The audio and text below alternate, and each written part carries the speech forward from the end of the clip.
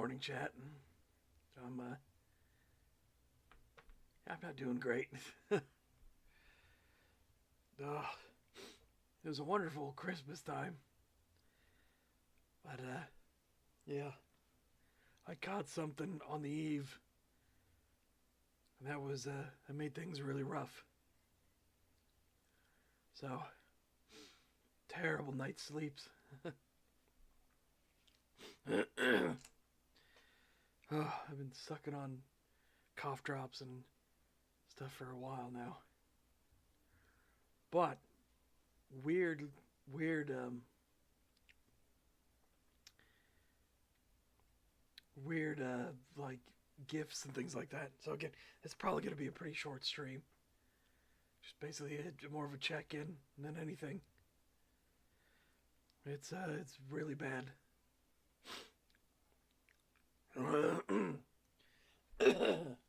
Oh my god.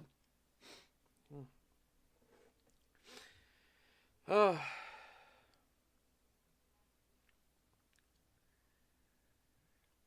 I've been resting. Personally, I think our Christmas thing we did was stupid. It was good, like to meet with all the family and everything. But I think it was stupid to be out and about traveling on Christmas Day. That was dumb. So hopefully we don't do that ever again. Oh my goodness. But all right. So yeah, I don't know really what we're gonna do today, but I said it's probably gonna be a short stream. We're just gonna more like a check-in than anything else. But I already showed it on the Discord.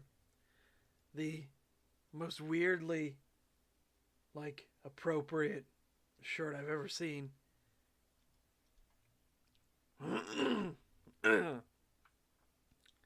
Oh. I said this is one of my gifts this year. I didn't know this shirt actually existed. Like, who? Why would this shirt exist? Other than specifically to be for me. Like, what the hell? The only thing that would have made it perfect is if this moon here, if this was a gibbous moon, then it'd been like strangely accurate, you know?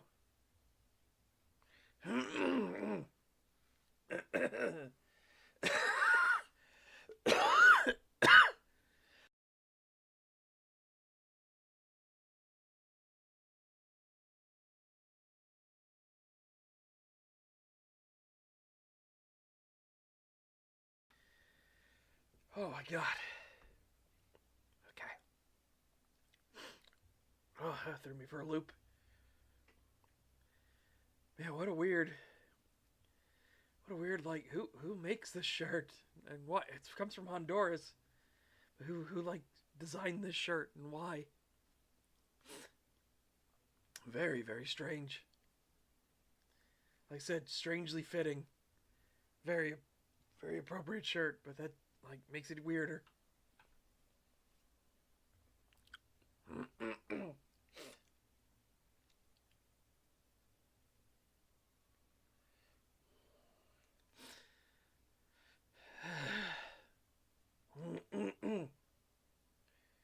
Okay.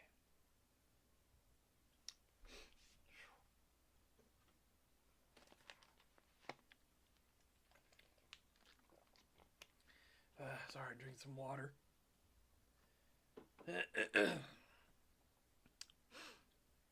Oh my god.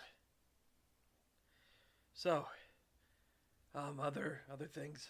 We got a little bit further in Den of the Arctic Wolf, where man, why is everything moved up some? There we go. Den of the Arctic Wolf, where we up to 146 pages now. So just a little further than we were.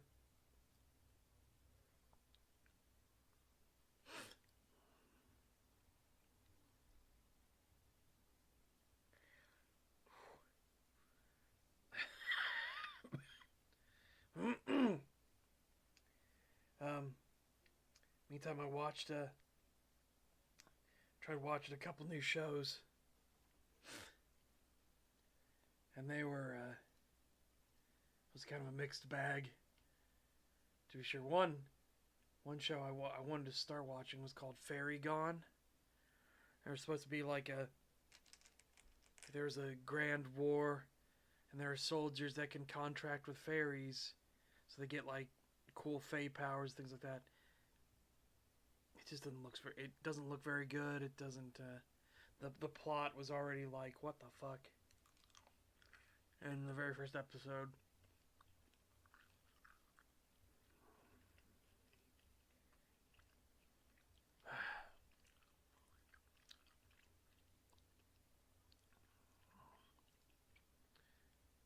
Let me show you. Like I said, it's that level of it's a level of CG that just doesn't look very good either. So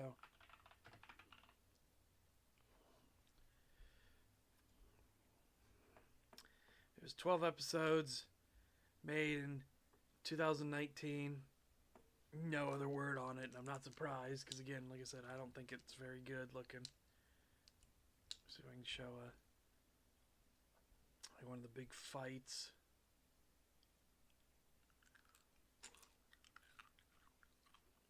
So you guys can see. Oh. Was it too loud, maybe? Pulls down a bit.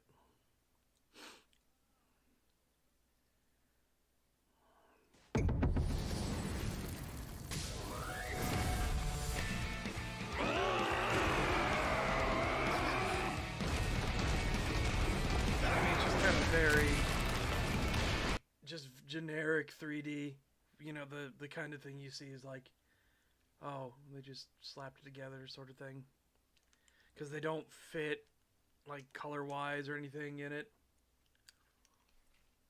It's not like To Be Hero X where there was a lot of care and thought put into everything.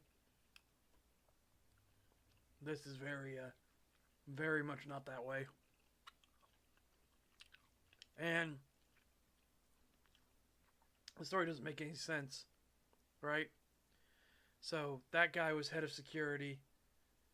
This girl here works for the mob, which he's a part of too.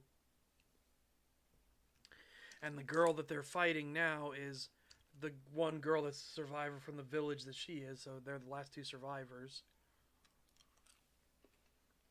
And she just kind of, like, people do things just to do things. It's really fucking weird to explain.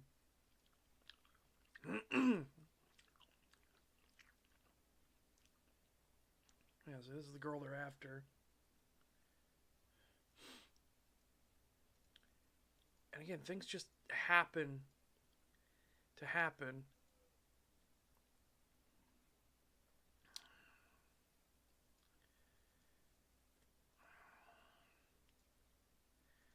And then she has a fairy that now helps her too.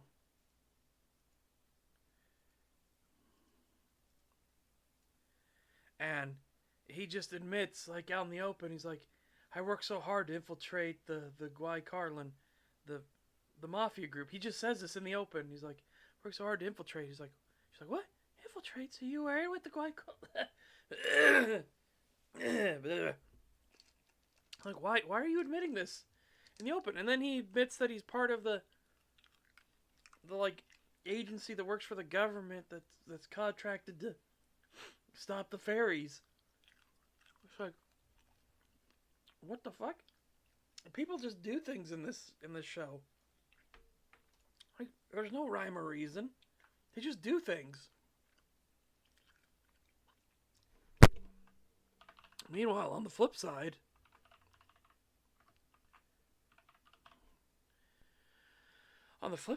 there was another show that I watched, which I don't know if there's a second season yet, but I kind of hope there will be. But Undead Murder Farce is what it's called. Undead Murder Farce. Not force, farce. And it's like incorporating all mythologies from around the world all at once.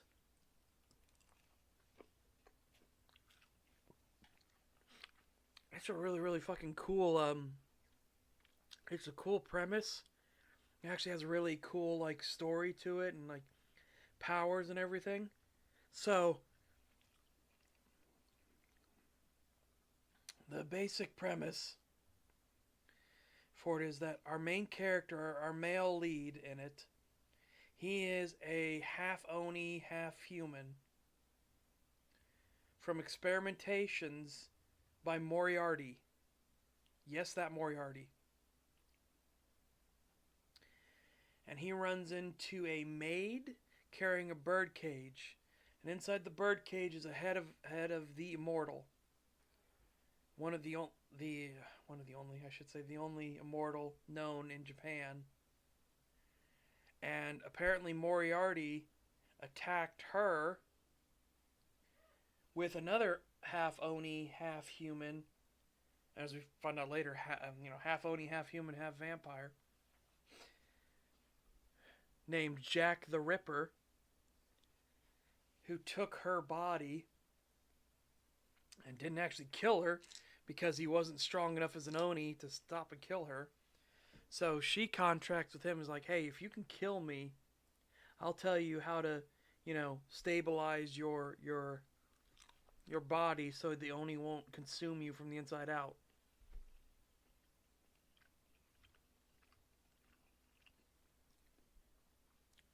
He makes a counter offer that instead, why don't we just go get your body back and put you back together? Instead of you wanting to die, like, we'll just put you back together.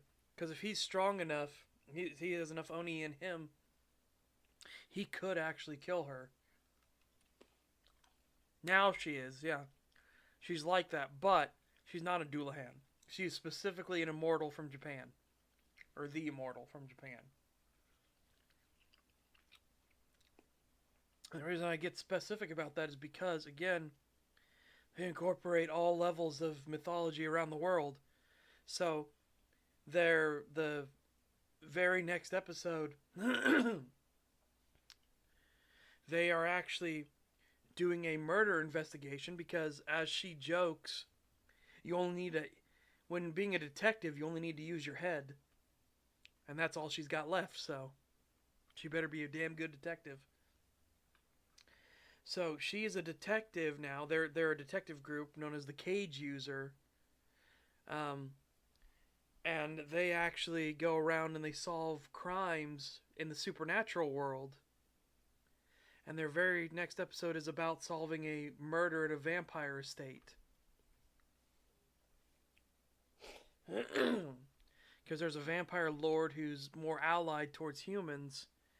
And there was a murder inside his manor. One of his actual wife got murdered. So they go around and they're like trying to solve the murder and everything like that. And it actually has really good like writing and stuff in it. It's really good murder setups. They get to go meet Sherlock Holmes and everything like that. They've done battle against the Phantom of the Opera and Lupin the Third, the master gentleman thief from France. Like they've got Frankenstein's monster is running around, who they nicknamed Victor. You've got Aleister Crowley is an antagonist in the show. Like I said, you've got Moriarty, who is leading kind of the undead thing. You've got Carmilla, the vampire, is here. Like I said, Jack the Ripper is the big bad that Moriarty's basically like training as a successor.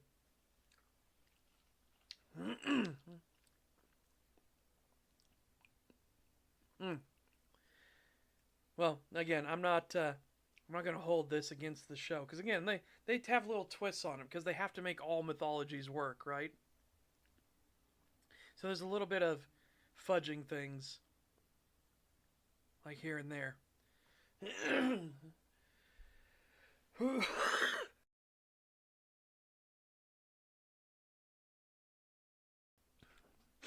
There's a little bit of stuff. So I'm not going to blame a studio in Japan not knowing.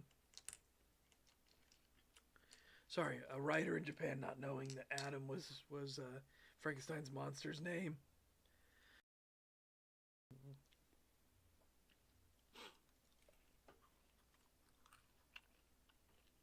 Mm.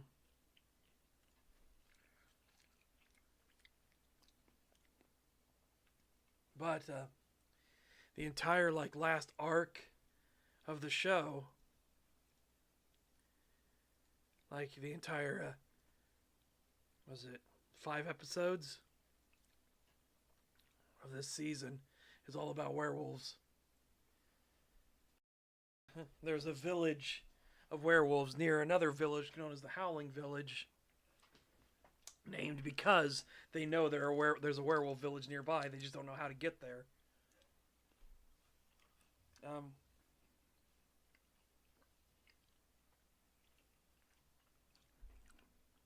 And they do like the werewolves are having selective breeding programs and everything to try to make the ultimate werewolf. And the like the our team gets warned off the bat, like silver and shit doesn't work on werewolves anymore. And they're like, what? And they're like, yeah, they bred the weakness out of themselves. This werewolf village is like creating super soldiers. The problem with them in this setting is that they're going up against other like supernatural beings. So they're still killable, but it's very they're very fucking durable. She explains in detail about how the werewolves basically are like nigh indestructible. Unless you could find them in their human form, they're very vulnerable. If they're in their full form, it's game over. Unless you can hit them in the eye, or you can get damage down their throat, they can't defend against that. Fire currently is the only weakness they have as well. So if you can set them on fire, you'll get them.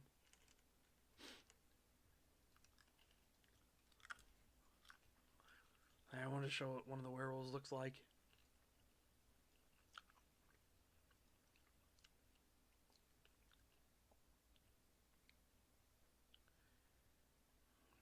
Yep. And that's the key thing here. It's kind of difficult to power scale because of all the again, so many different mythologies and everything all colliding together.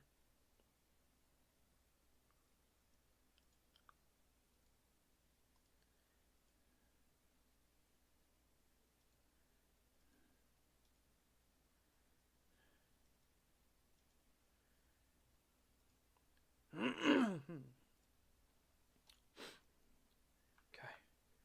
We'll just do little bits and pieces here. You can see she gets caught in the werewolf village.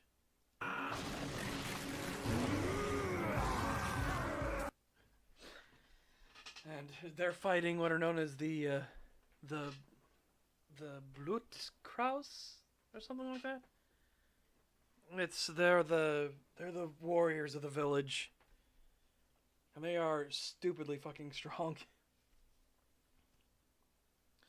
But their whole goal is to create the Kindfuhrer, who is also immune to fire and everything. Like again, they're basically what the werewolves are doing is they're through selective breeding, they're getting rid of all the weaknesses they have.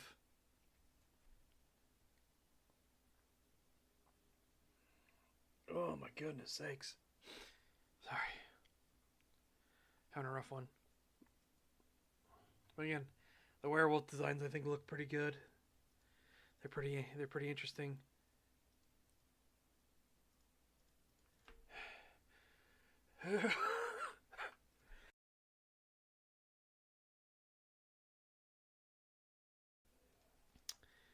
Yeah, I want to show you. Well, then again, they don't just have this form. They can go full wolf as well.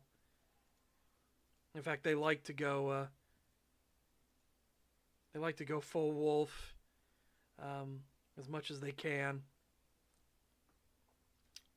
and their clothing actually adjusts to their body if they have the tribal clothing. If not, they tear through.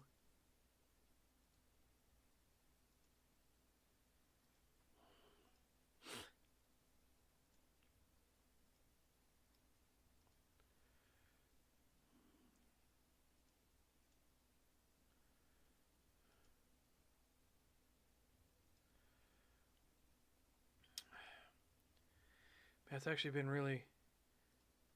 It's actually been a really, really good show thus far. Like, I actually like all the setups and everything.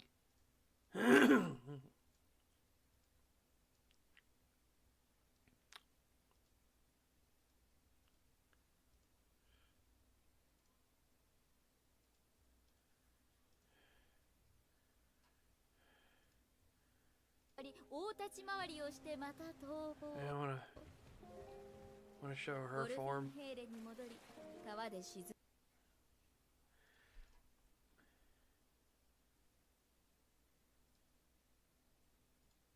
Okay, here. I'll just turn them off real quick. Yeah.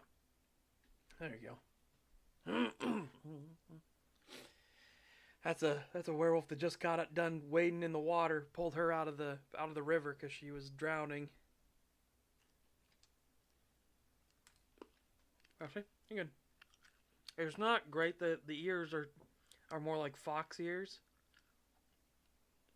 but it's not terrible. This would be a solid. I think this would be a solid B, maybe an A actually. I think this would be like a low A if we put it on the werewolf ranking, right? But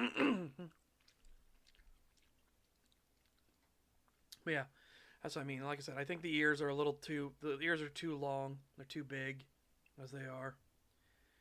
Um, Again, the coat pattern. This is a specific coat pattern for this werewolf for a very good reason. And yeah, I'd say an A minus. I think that'd be fair to say.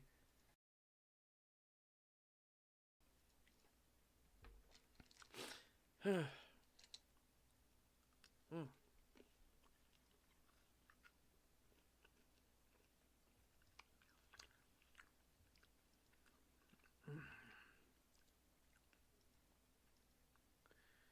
Oh my goodness. Sorry, I just have moments of I have moments where I have good energy, and then I have moments where it just like crashes right back down.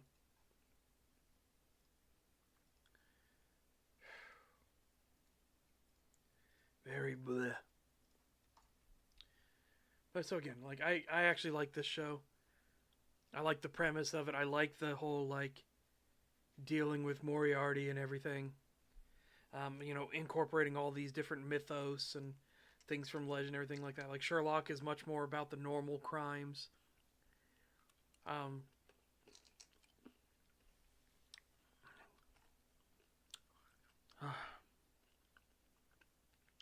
it's just a really good show. I think they did a really good job. Again, I can forgive like small things, right? Like that is like it was just said. That's a very fox looking werewolf. Hot take: Sherlock is pretty overrated in actual detective skills. It depends. If you have the actual Sherlock, like his actual skills, I think he was justly rated fairly, especially given the era he's from, right? What would have seemed as magic to others, like there's a reason he's the bedrock that you build up off of. But then you get stuff like BBC's like modern day Sherlock. The show is just called Sherlock, and it's terrible. because they just treat his abilities as magic. They don't actually have deductive reasoning skills.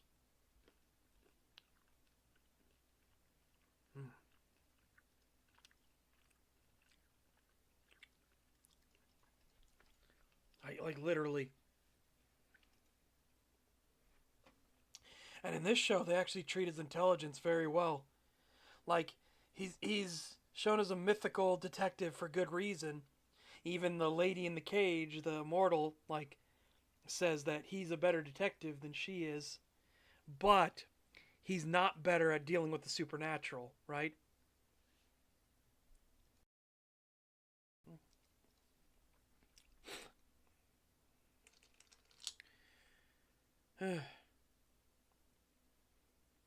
Dude, the character assassination of everybody. Character assassination of Watson, the character assassination of Irene Adler, character assassination of Sherlock himself and Mycroft. Like that was the thing that was interesting about Sherlock was that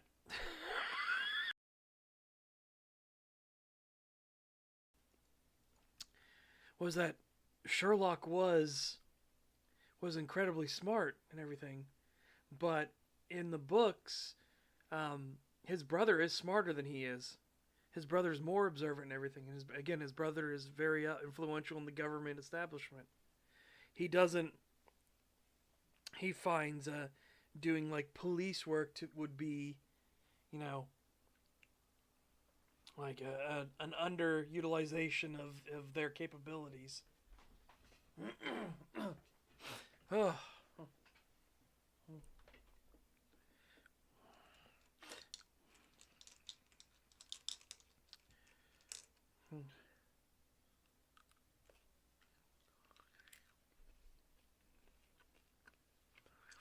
No, if you want a good Sherlock show with deduction, with actual deductive reasoning, Elementary, the American show Elementary, which was airing at the same time as BBC Sherlock, was actually has deductive reasoning in it.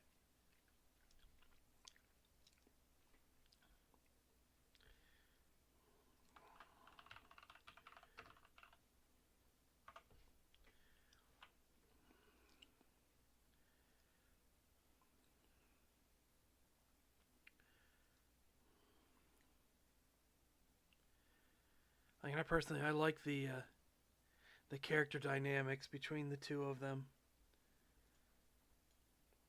because this is Elementary. This is their our leads here, right?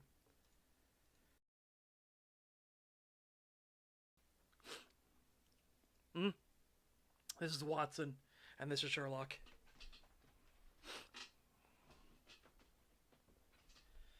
And it actually, like I said, it actually has like logical ways you could come up with this. It isn't just some superpower. He's actually the thing I like about this is the show actually teaches you how to employ deductive reasoning, not inductive. Inductive is different. It teaches you how to do deductive reasoning, right? And the way it does that is it's through him teaching her how to do it. He's teaching Watson how to be more observant, what to look for, what are signs to take note of.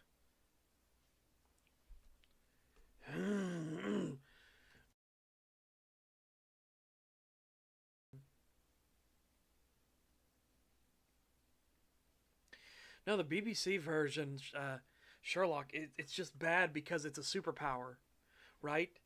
Oh, you can't do the same thing like Sherlock does because he's just that much better. He's he's so perfect in everything he does. Yeah, the BBC needs to be defunded, 100%.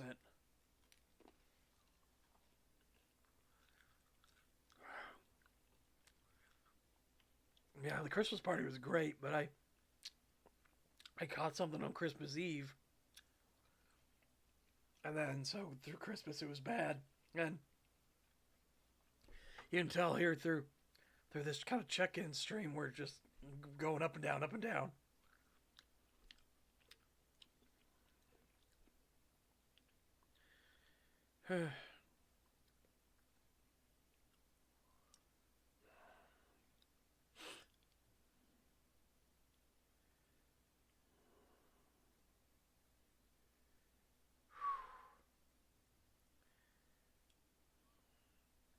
I don't know what TGAA is. Has him acting like an idiot to lead the protagonist to become better in leading his dance of deduction. Seems kind of similar. Yeah, you gotta. I don't know what's TGAA. Oh, the Great Ace Attorney.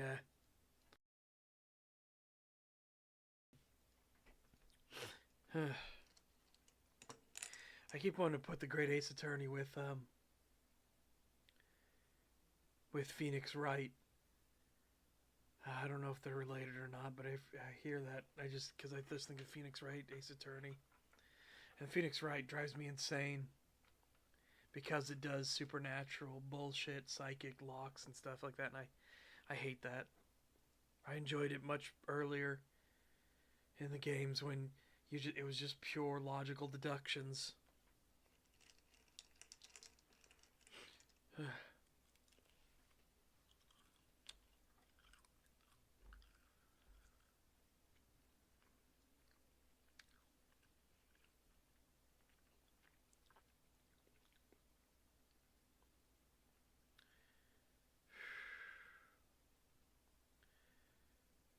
assuming JJBA's JoJo's Bizarre Adventure.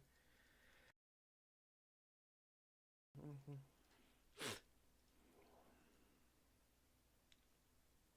Weird anachronism.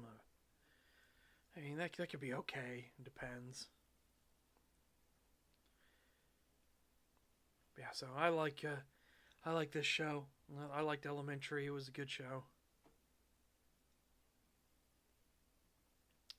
And I like the fact that he was training Watson how to use deductive reasoning.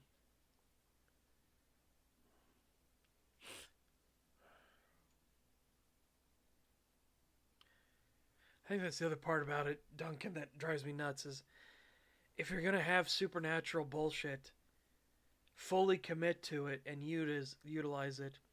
What sucks is that they half-heartedly bring up these elements and they make it a core part of like your cases and everything and how you have to prove people are liars and stuff.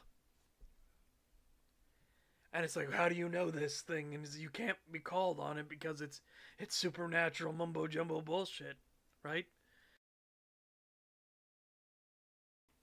How do you know these things? Oh, I unlocked the lock within their soul, and it showed me they were lying. Okay.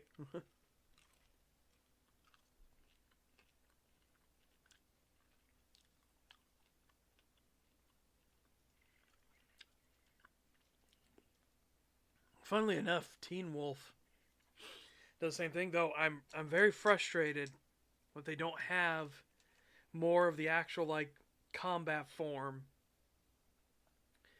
It is 6 seasons, and the combat form almost never gets used. It got used early on in season 1 and shown every now and then, but then it's like ignored for all the rest of the seasons because they didn't want to put in the effort to do it. Like on the like economic side of it, right?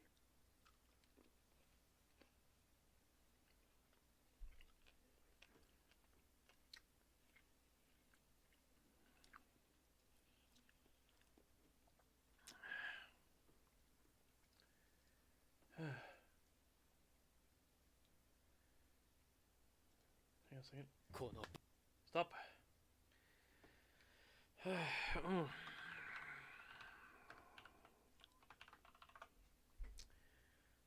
So another one I've been watching. Yeah, I agree. Threadnought.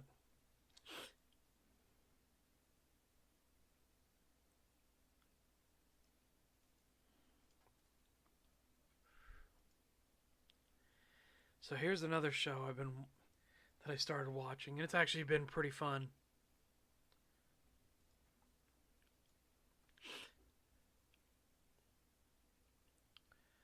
Hold on a second.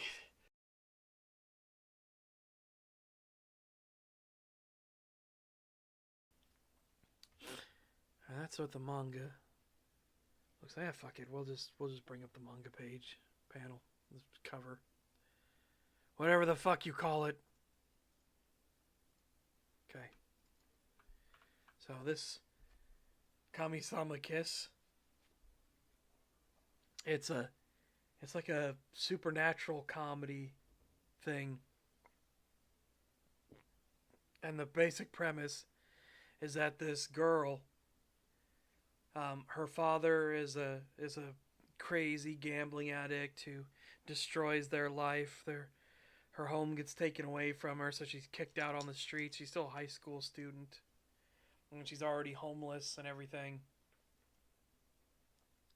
Um, and she meets a guy who is being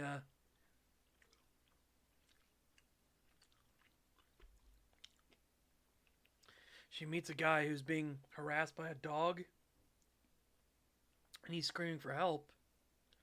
She goes up, she shoos the dog away, and the guy comes down, and he says he listens to her life story and everything, um, and tells her well, I haven't been back to this house in like a long time, so if you actually go live in this house of my old house, it would actually take a lot of load off of me. You could go live there and everything like that, and you don't need to find a place to stay. You don't have to live outside on the streets. So she accepts, and when she accepts, he gives her a kiss on the forehead, and she's like, "Well, that was strange." And then he draws her a map and everything like that. She goes, and she finds the house, and it's just a shrine, right? Like,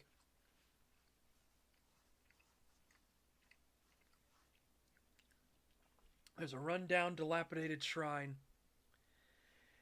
and she's like, "I'm supposed to live here. I knew I got played by that guy and stuff like that." And she's starting to leave, but the will-o-wisps come out and like, "Oh, Master, Lord Master's home.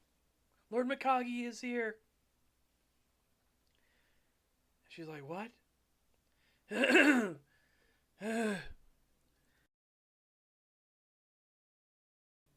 Oh my god. Well, it turns out that that guy that she was talking to was the god of this area, was the earth god of this area, and he basically puts her as the new earth god who's going to take control of the area. And there is a kitsune who's like the familiar that's actually looking after the shrine, and he's, to say, not particularly impressed with her.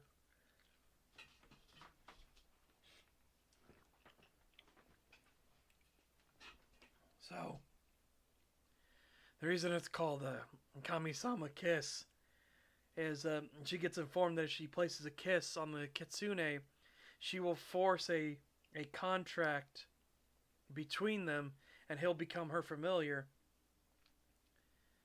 And she doesn't want to do it or anything like that. She's just like, no, I don't want to do that. Until her life is threatened, and she listens to him be a little petty shit, and she grabs him and kisses him and forces him to help her. And he admits the second day when she wakes up and everything like that, and she's doing a recap by saying, "Wow, what a weird dream," and everything.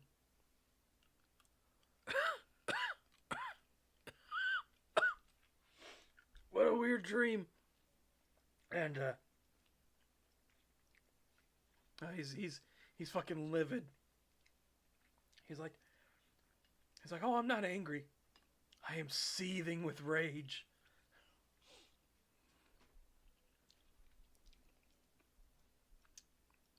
It's actually been a pretty fun show, pretty fun, pretty funny, and I actually like the mythology angle they have going on it.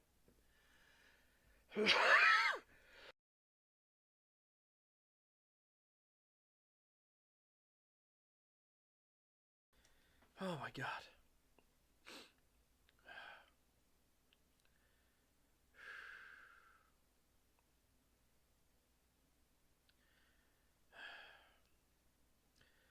Oh, Dragon Mystery.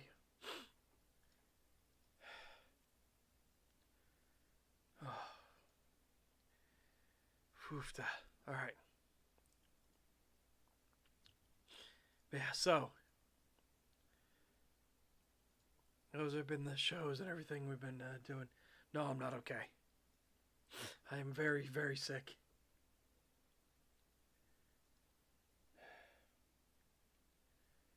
So, yeah. See. Follow Justice, a magic bracelet that lets him see people twitching. Yeah. Stuff like that. That's the kind of stuff I'm just like, why I got away from the Ace Attorney series. It's just like, it annoys me. TGAA's worst is having steampunk elements, perhaps.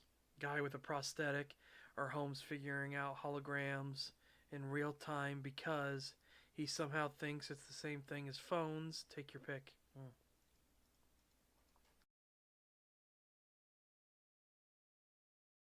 Yeah, that second one's silly. Prosthetic is fine.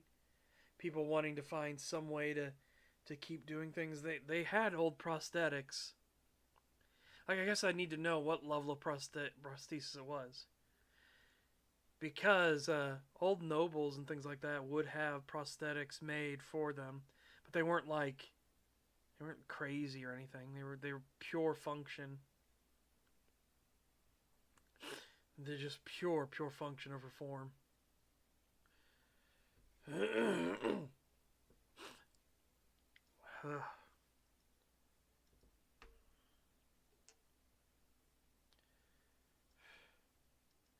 Yep, Gods of the Iron Hand existed. Yeah, no, that's an anachronism, but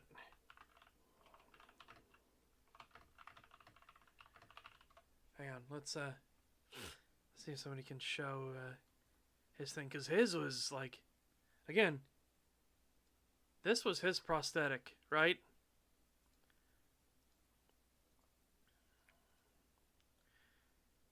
And it was shockingly like articulate. Here. No, I mean that's what Gotts was. This is Gotts's one. This was an actual noble. He was a German nobleman. Literally, this was his hand. Oh yeah, no, you wouldn't be able to manipulate a bunch of things with this, but no, this is what he used, and this is how it all worked. The articulation he had on it.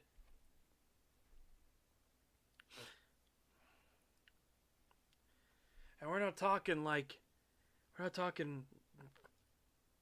that far. We're talking like still, maybe early Renaissance period, right? Here it is. Where's this one? Is something about this one? 16th century. There you go. Yeah. Again, they have the capabilities to do it. It's just to what level, right? If it's actually like can pick up and finally manipulate things like that, it's like no, that's silly. But if it's stuff like this, no, then this worked. This was functional, right? It's good. This was actually usable. uh,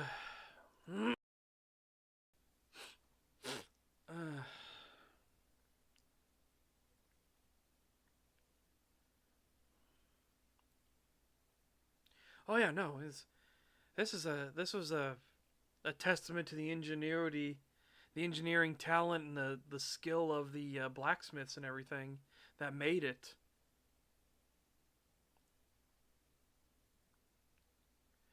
What's funny is that people are so dismissive of, like, hang on, look at this. Look at this. Hold on here. Right? They can't just have it be. So this is from a game called King's Throne. They can't just have it be what the actual prosthetic looked like because it's too absurd to their mind, right? So they have this bulky, wieldy like thing that looks more out of place because they didn't want to go with what the actual hand looked like. So this looks like a giant mitten, right?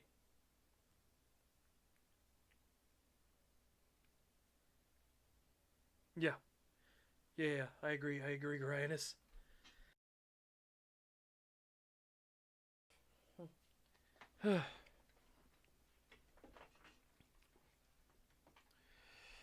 Oh my goodness. I just always find that funny when they try to redo things and they try to make it like, oh, people wouldn't believe that. And so they make this and it looks way worse and unbelievable. Okay. I'll jump. Look at that.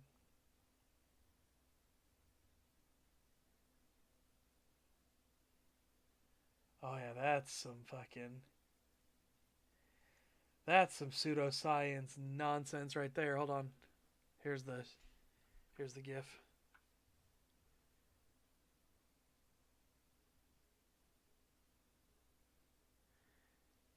It's weird because his prosthetic is more articulated than his actual hand is. Look at his actual hand.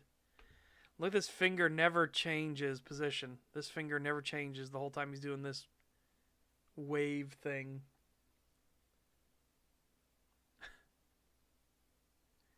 It's very fucking strange. Very fucking strange.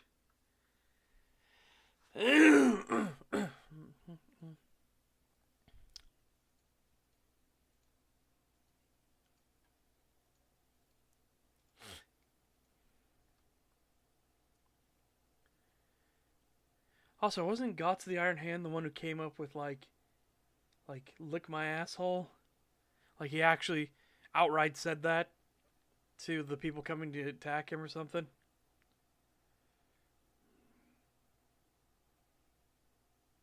Yeah, I agree. I like steampunk aesthetic. I hate cogs used purely for decoration outside some sort of emblem. Yeah, I agree.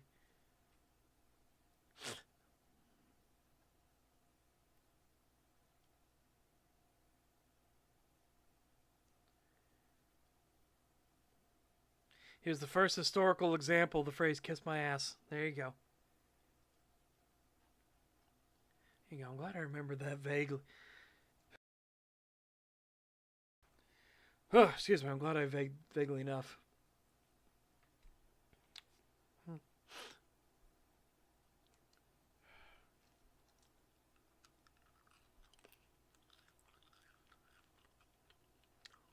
Ah, yeah, the battle wheelchair.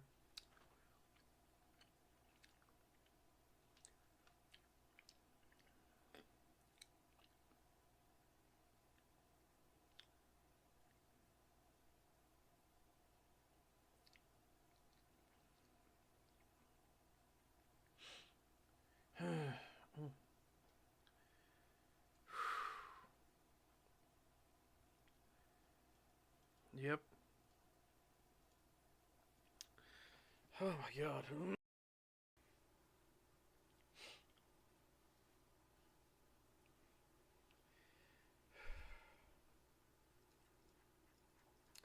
By the way, chat, before I forget, tomorrow for Saturday Showtime, we're watching Jingle All the Way.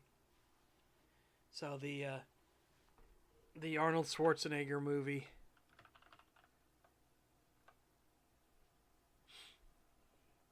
Because it's a really, really good fucking film. Really good, fun Christmas movie. I figure we did Joy of Noel, which is our yearly Christmas tradition movie for my community, and now we'll do Jingle All the Way as like just a fun comedy romp.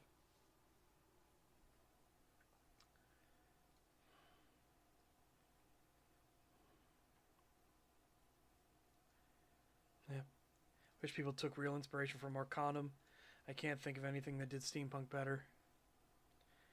I like Arcanum's like magic versus technology thing. I personally like don't use that. I much rather like the idea of magic just changing how technology advanced instead.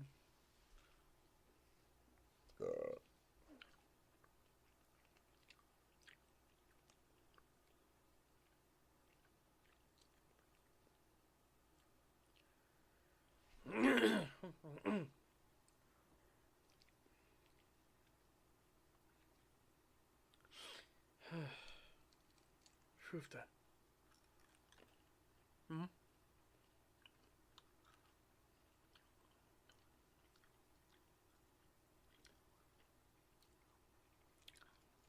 Yeah, it's kind of the same thing in my setting, Threadnought. Although in Eberron, it's more.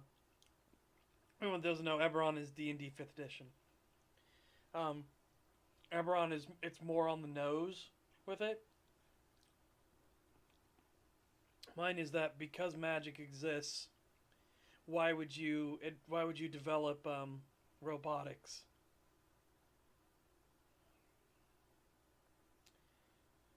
Eberron was in 3.5? I don't remember in 3.5. I only remember Eberron from 5th. And that's where a lot of complaints came in, was that it's too super tech, stuff like that. Yeah, man, I don't remember it in 3.5. Wow. Hmm. No, it shows you how long it's been, though. Anyways, yeah, I took the other approach. Instead of them being diametrically opposed to each other, like opposite forces, mine was always like, why would you develop robotics and things like that when golems can exist? You know, like it's one of those things of like, because you can do this, technology advances in a different direction. It's a different change because of the functionality of the universe you're in.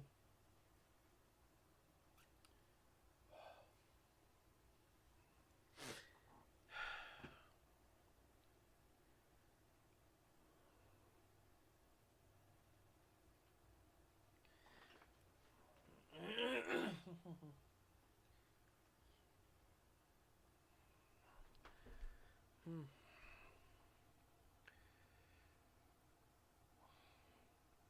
Yeah. So, yeah, there's no like, but that's the thing. There's no like magic cranes or anything like that. There's nothing. It's not to that level of like magic is technology sort of thing.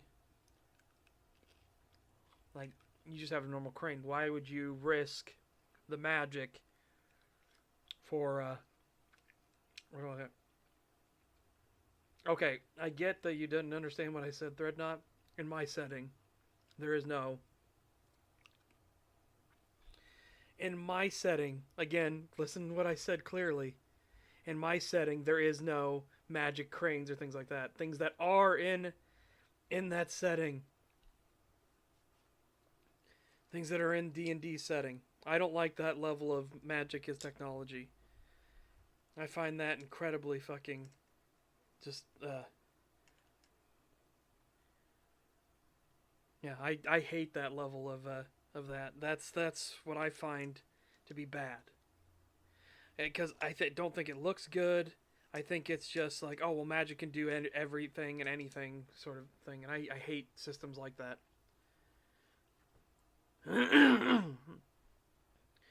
Like, that's why you need hard rules for magics, so you don't get into that trap of, well, they just did magic to get away.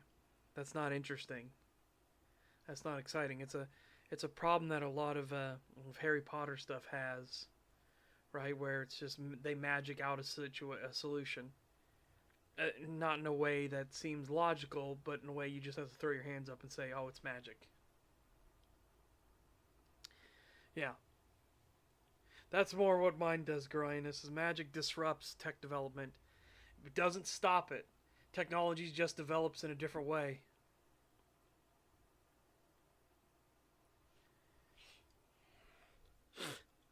Yep. You need to have rules on what your magic system can do.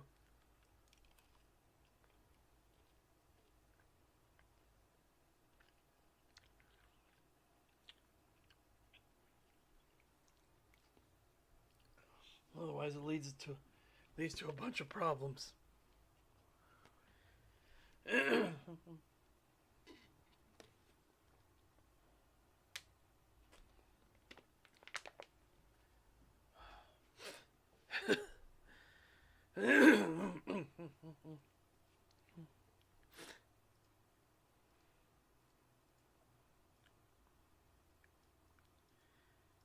People complaining about adding guns in fantasy setting when those magic users use the fireball spell. Like I said, mine, the whole point behind it is that magic is very dangerous in my setting. It can do a lot of stuff for you. It can do things that are not physically possible through technology, at least at the technology levels, even at the contemporary level they are, right? They cannot, like, you can't teleport. With magic, you can. But what's easier? One guy training for decades to throw a fireball spell that has the potential of backlashing on them and destroying the person using the spell, or training a guy for a month to use a muzzleloader, a rifle, and then later on, like, bolt actions, semi-automatics, fully automatic weapons. Like, again, it's a no-brainer. Technology will still advance because not everybody has the capability of using magic, and magic is inherently dangerous.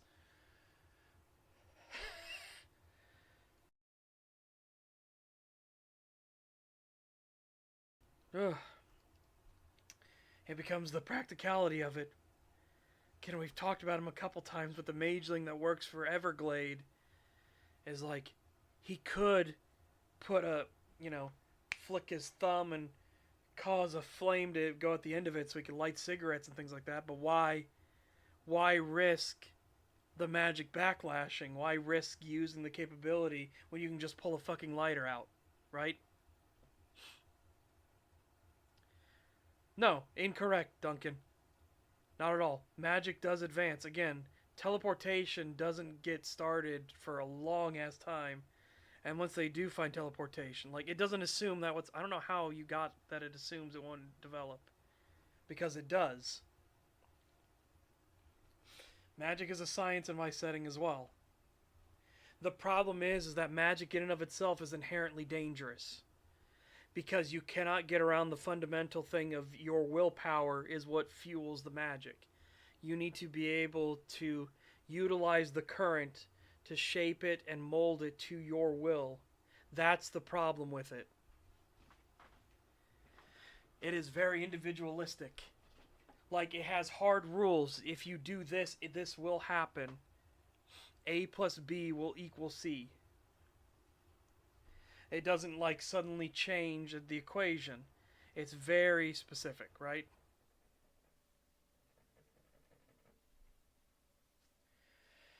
As we've talked about with Den of the Arctic Wolf, they're going up against a necromancer. Technically a warlock. They don't know that yet.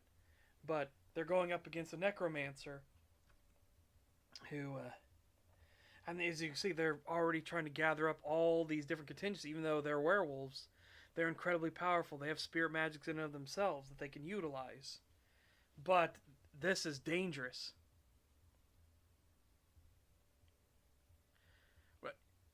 Again, we've talked about it enough, Duncan. And again, I don't know why, like, you're the one that said your notion does somewhat assume magic won't also develop. I don't know where you got that from in any shape, way, shape, or form. And again, I've talked about the magic system a lot.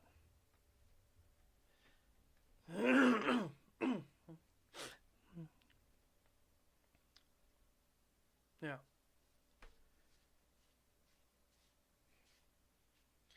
In some regards, yes, actually. So for Anti-Boy Scout asks, does Tism make you better at magic? In some regards, yes. If you were born with the magical capabilities and you've got the Tism, like, it'll make you better in different regards, right? The problem is battle sense. Battle sense will be harder. But the exacting, like, do this 1,000 times will help, right? If you get that hyper specific, that hyper focused, that will help you in able to shape the magic to do what you will it to do.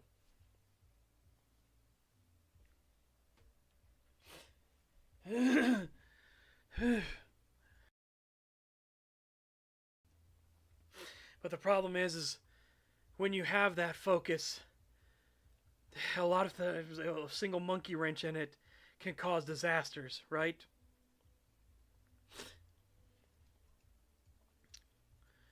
That becomes the problem with it. So, like, you might be really good at ritual magics, you might be a really good magical scholar, but you won't be a good combat mage.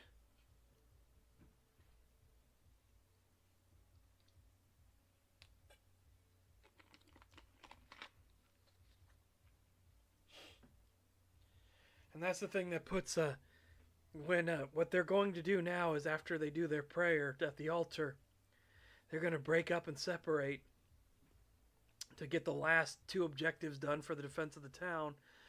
One group's going to go get the weapons for the militia that are stored at the point itself, the coastal emplacement, and the other group is going to go to basically meet with the dragon and everything and talk to them.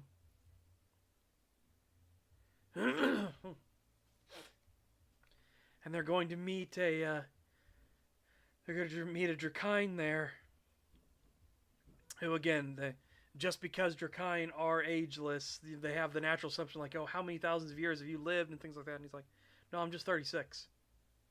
It's like, you don't understand. Like, we don't just it's not that there's not new ones of us being made. There are new ones of us being made all the time. It's just, you know, we aren't as proactive in procreation as the rest of the races. So, the Drakine here, he's really good at combat magic because he's really good at adapting on the fly, but he doesn't have a lot of the like repertoire. He doesn't have a lot of spells. He uses a lot of basic stuff. But he's very good at adapting on the situation, and he knows the fundamentals incredibly well.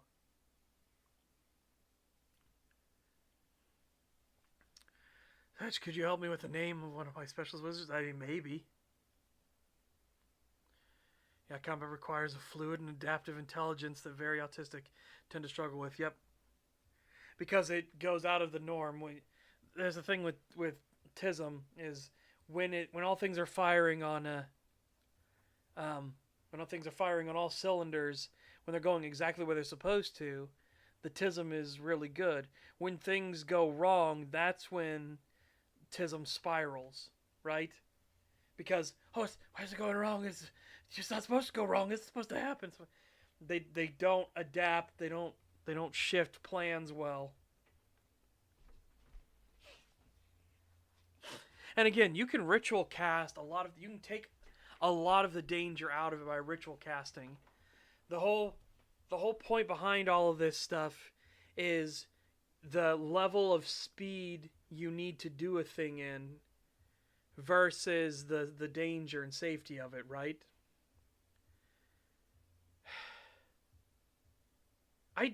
Baron, I don't know. And me and Kree haven't been on talking terms for a long time now. Like, we'll chat every now and then. But yeah. Well, because it turns out Pagan fucking hates me. Like, God. All this got discovered because of the Left 4 Dead 2 stream, where I had a fucking crash out because Thief was cheating.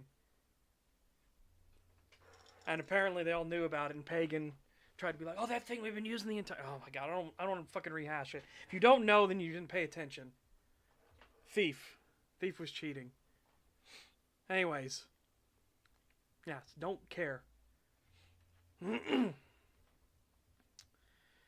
Anyways. What are we talking about?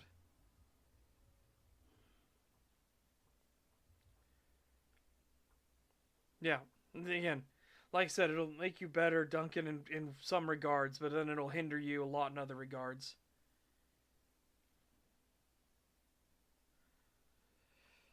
Yeah. Yeah, but Pagan accused me of doubling down when I did the apology for for what came afterwards is like doubling down. I was like, on fucking what? So I don't know. It just turns out Pagan has hated me. And apparently, he's hated me for a long time.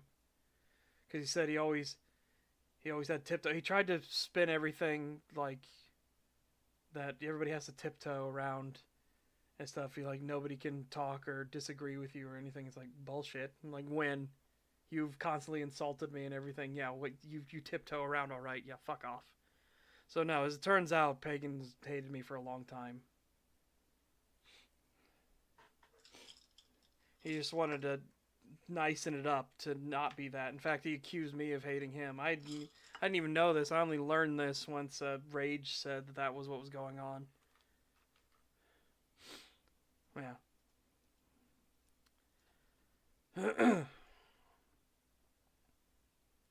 Like all a bunch of fucking malarkey. Ugh. Anyways, back to what we were discussing. So yeah, he's much more about the basics. That's the way the Drakain operate. The Drakain are very slow, like the Dracoran as well. Remember, in Dragon, like age terminology, you're a hatchling until you're 20, you're a whelp until you're 100, you're barely considered a drake until you're about 300.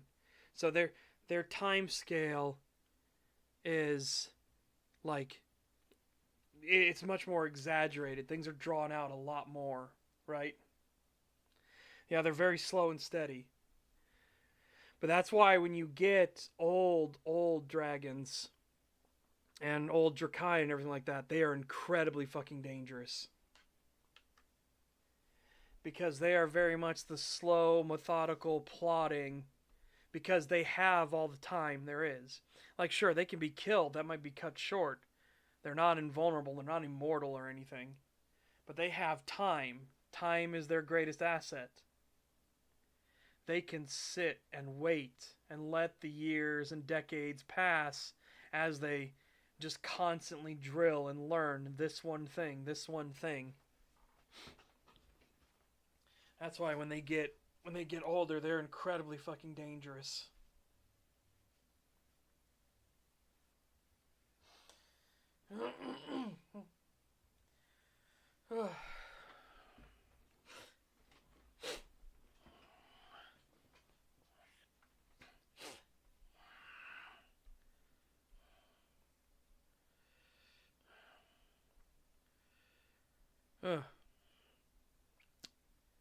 No, that actually can be explained by being subsumed by their desires, right? Like I said, it's the same thing with hellhounds and stuff like that. Like demons are infinite in my setting unless they get banished in their particular universe. If they get banished in their universe, they're destroyed. But otherwise, they're basically indestructible. They're immortal. If they get banished in a different universe, they just can't go back to that universe. If they get banished in their originator universe, they're destroyed. The reason that they don't have much strategy, the reason they don't have much like great battle sense is because they're completely subservient to the sin. Like they cannot function beyond it. They're very like immediacy in thinking because they're trying to indulge in the sin.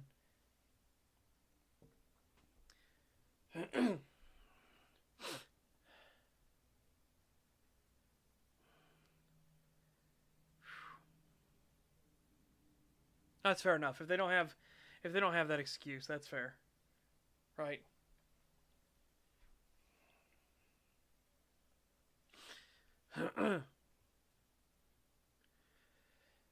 Yeah. So that's the thing with this group. When they go meet him, they meet a Drakain who's 36.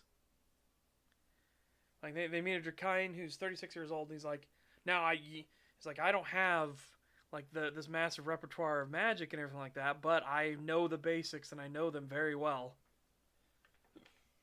Because ever since he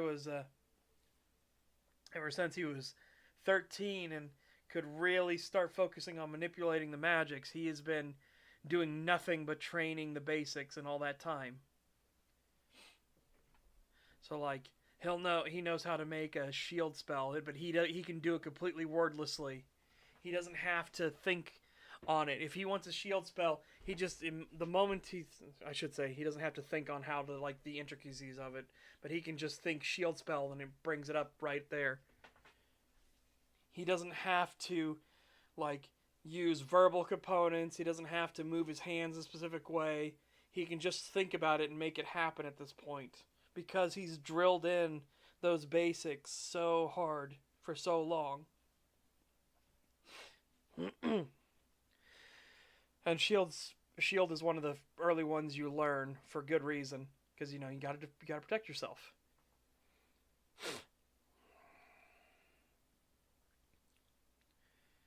Whew. I'm looking forward to writing the book for Secrets of Redemption. I'm looking forward to it because I'm going to the nitty gritty of vampires. And the thing I want is the misinformation that the vampires will have about other things. Like they don't, because you're supernatural, you don't know all the ins and outs. The Wolverine get a bit of a pass because obviously they have the spirit realms and the gods and everything they can actually directly talk to, which kind of helps them flesh things in. When it comes to the vampires, they have a lot of expertise in their area and a little bit of expertise in their enemies, which are the shifters, but they don't have like all of it. They don't have that like, I get to read the cliff notes sort of thing. Or not even that. I get to read the appendices. That would be more accurate. Oh my god. Oh, I should have just moved the wrong way, and there's a lot of fucking pain.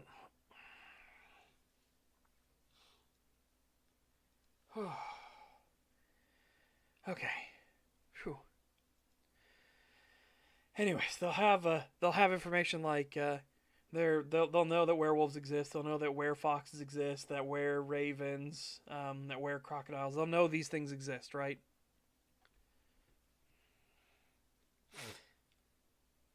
Like they'll know that these particular things do exist, but they don't know like the actual details, the functionality of it works.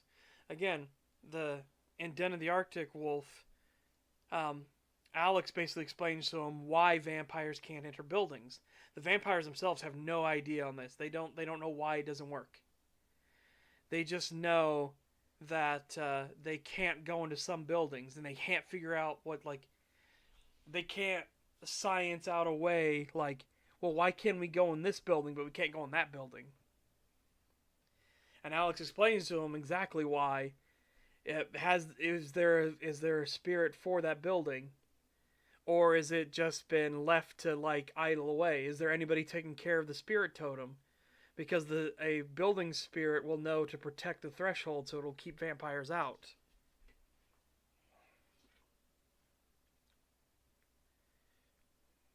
Well, that's the thing. They don't, because they're not working with all the information. They have information they physically cannot gain access to because they don't know the spirits. They don't know how they work and everything. So they're playing. It's not a thing that they can do. There is an observable thing. There is an actual hard rule. They just can't observe that rule. It's the same thing why they can't cross some bodies of water. They don't know why they can't. That's why they also talk about like travel is very dangerous because you could be on a train, and if the train goes over a train bridge over a water, and that happens to be one of the water sources you can't go across, again, because we know it's a spirit is blessing that area. But the vampires don't know that. So they're like, don't take trains or things like that. Be very wary about going across bridges and things like that. Like 99% of the time, you'll be fine. But there might be that chance you're not.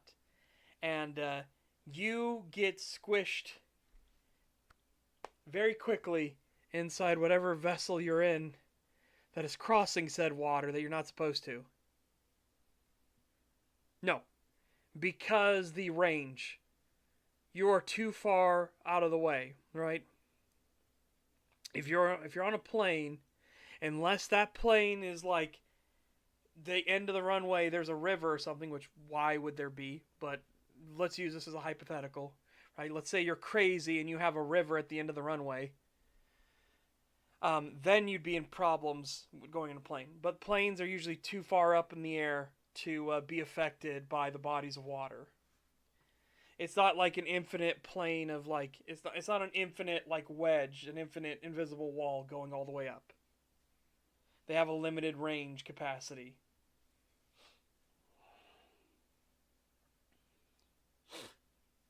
Ugh.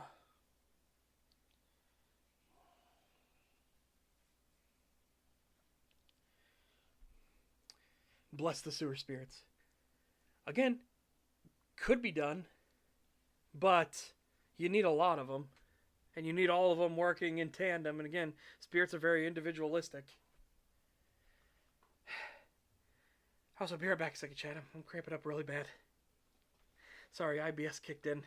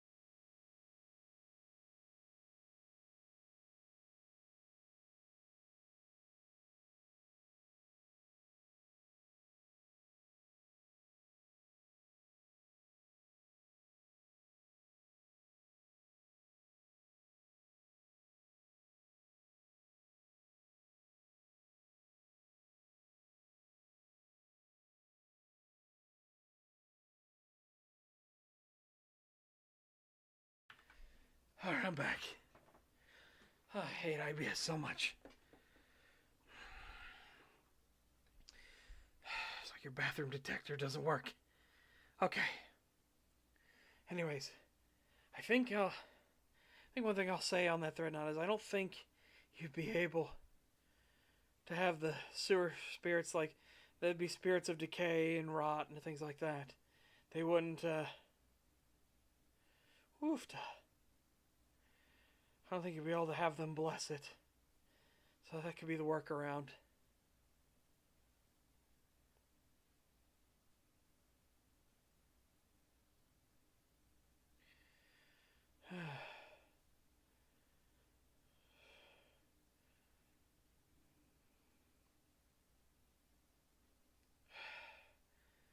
Yeah.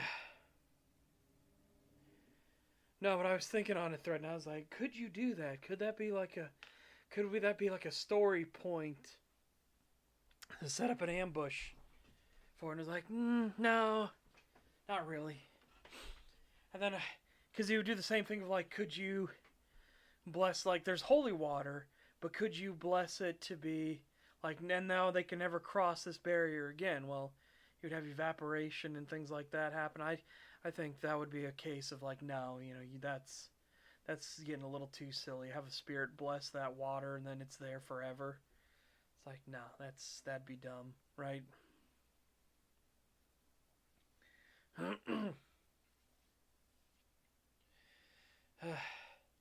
That's just what got me thinking on that. It's like, no. Evaporation and things like that would take care of that pretty easily.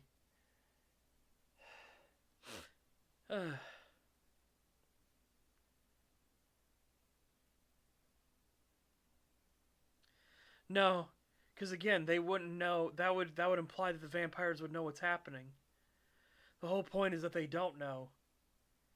Like, they're trying to figure these things out, but again, they can't observe all the pieces. They can't observe all the facts.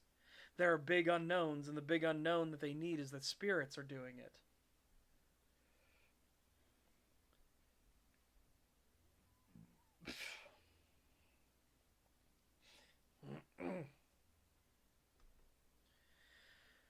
I think at that point, Grinus, you need an avatar, an incarnation to do it. No, they'd be ambivalent about it. They would be, they're very like, whatever, we don't care, sort of thing. It's more like what's the way to put it? They're dismissive. They're apathetic towards vampires. They're like, the shifters will get you in time. Who cares?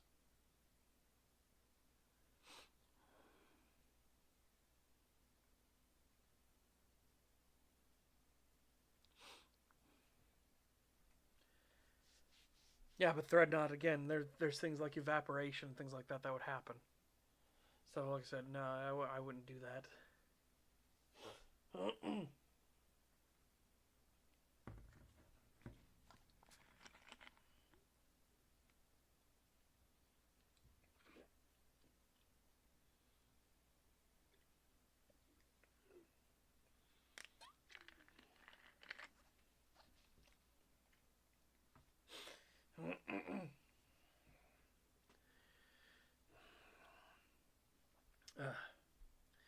Yeah, so like I said, the vampires are working with where because the vampires can't see spirits.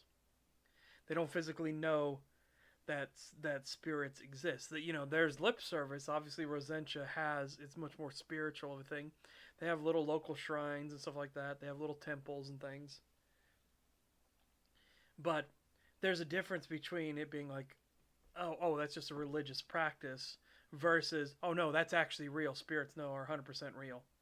And they're actually doing it, and that's why you can't go in those buildings, and that's why you can't cross these bodies of water. Specifically, these areas where spirits are on. It's more like lakes and things like that. But it just takes one incident of hitting these walls and realizing like, oh nope, that's not gonna work, to kind of make them all gun shy from there on. That kind of gets spread around, right?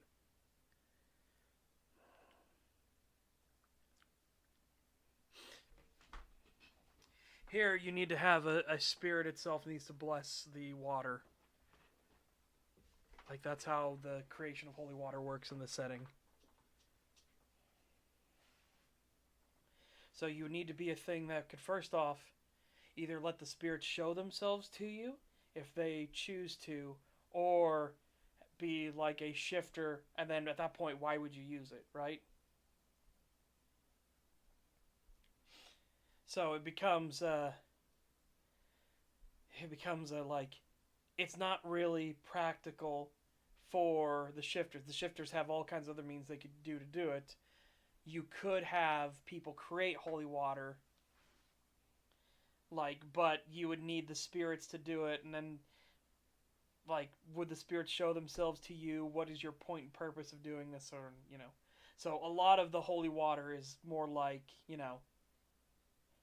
not to say that they're snake oil salesmen, mind you, because they may very well, like, we bless this water and things like that. They may purify it, they may strain it and do all that stuff like that with it.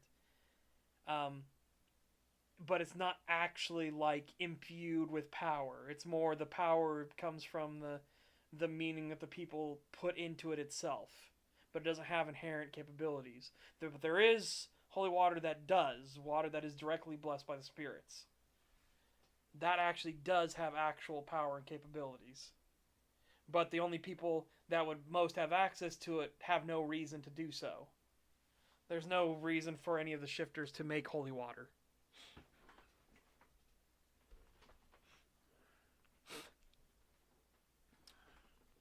I don't know. I don't know a lot of the mechanical things of D&D, especially nowadays. There's like a channel called Pack Tactics that goes through everything. It's like I don't know a lot of the mechanical ins and outs, but Pack Tactics is much more of a min-maxy thing, which again it's not bad. It's not bad to have channels like that because they're the ones that are testing the bounds of the system, right? They're checking how robust your system is, what it can handle.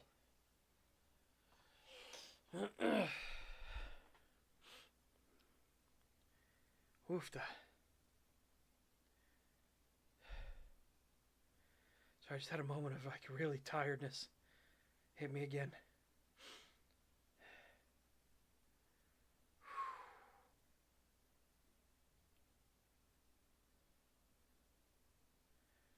Okay. Anyways, yeah. So,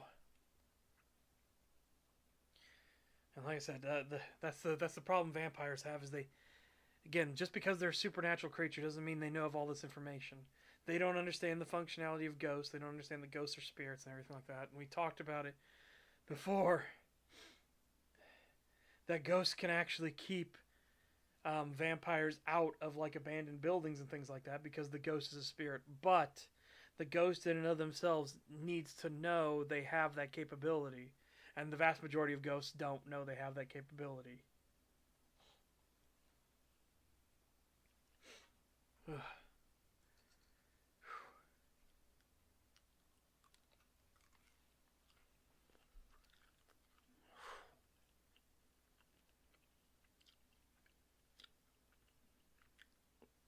Man, my hand coordination is really fucking off. I just off enough. I went to rub my head and I smacked my forehead first. It's like, ugh. Oh.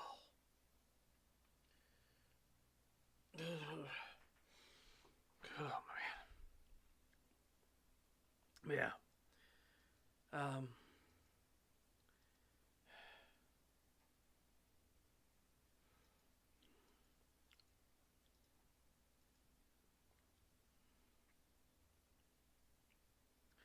One of my favorite random trivia about water systems is the fact poles use clams as biological sensors for contamination. It's not a bad idea to do, actually. It's not a bad idea. I would do like those filter fish and stuff like that if you could. Like I'd put those in and be like, okay, let's see if there's contaminants here. Are the filter fish alive or dead?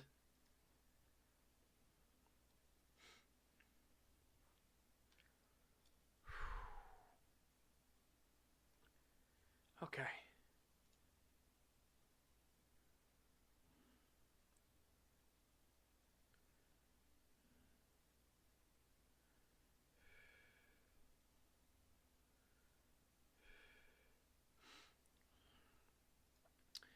Also, I don't know if anybody else feels like this, but the winter sale, I haven't found anything I'm like super like down for on the winter sale. I've gotten a bunch of like $5 or less games I've tried.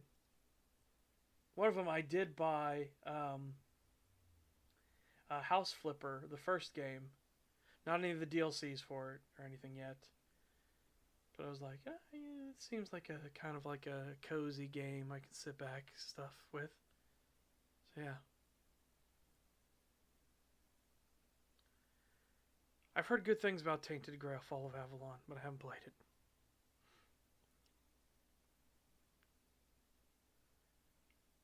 It's all fun and games until we get giant mutant clams, and yeah, then it becomes tasty. Scrub them bitches out and eat them.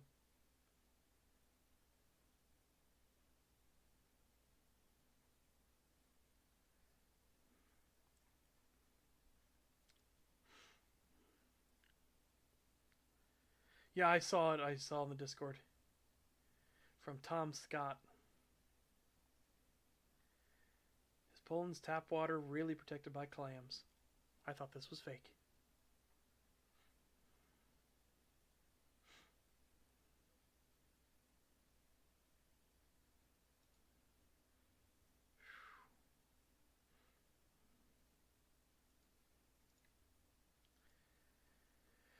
I was debating on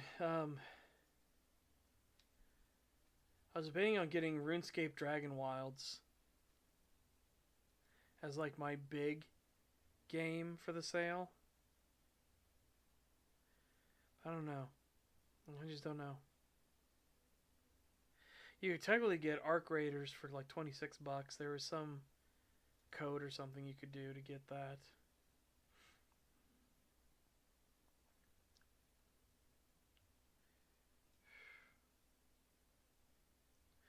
But I just haven't. There hasn't been a game where I've just been like, yeah, that's the one. You know?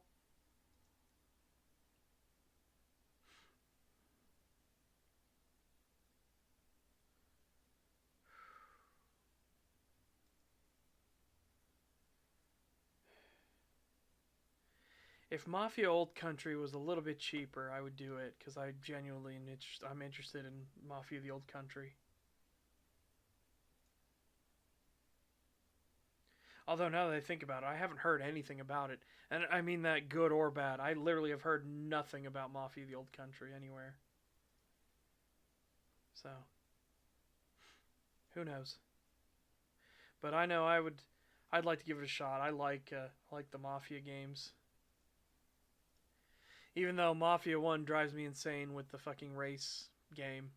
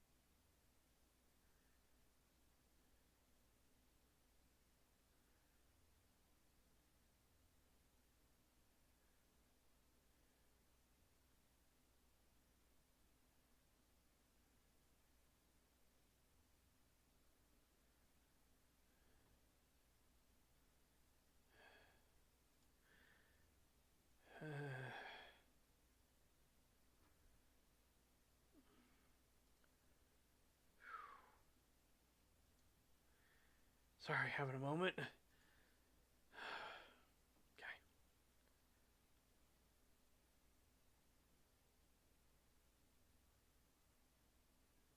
Yeah.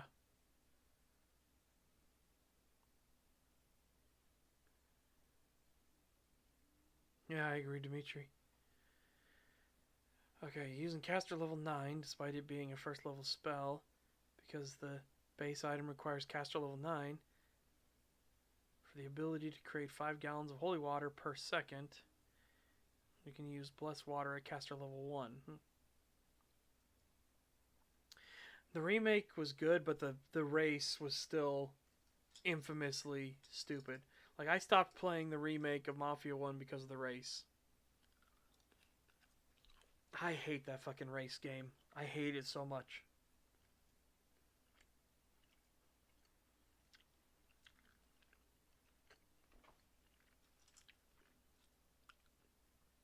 Yep, it's so heavily scripted, and it's such a pain in the ass to do because the vehicle handles terribly. It's just not fun.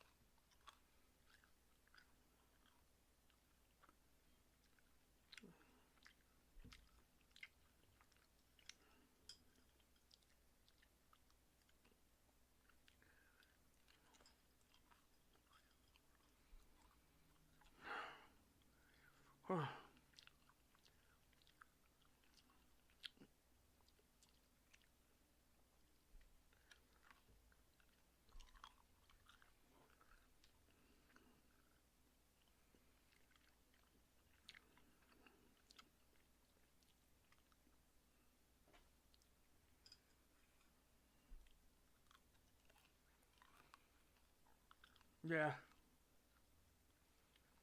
Okay, I'm just not a fan of it.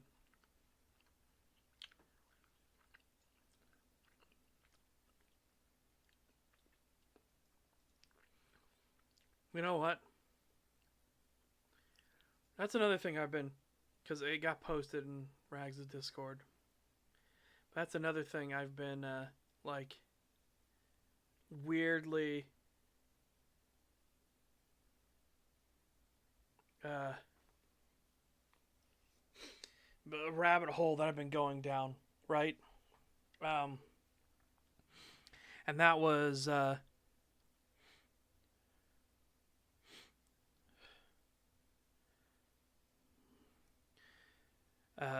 Yu-Gi-Oh stuff, right? I've been having just a blast with watching like how absurd and silly and stupid Yu-Gi-Oh is, because they don't want to actually balance the game, right? Say what you will about Magic the Gathering, but they at least like they try to card balance pretty well.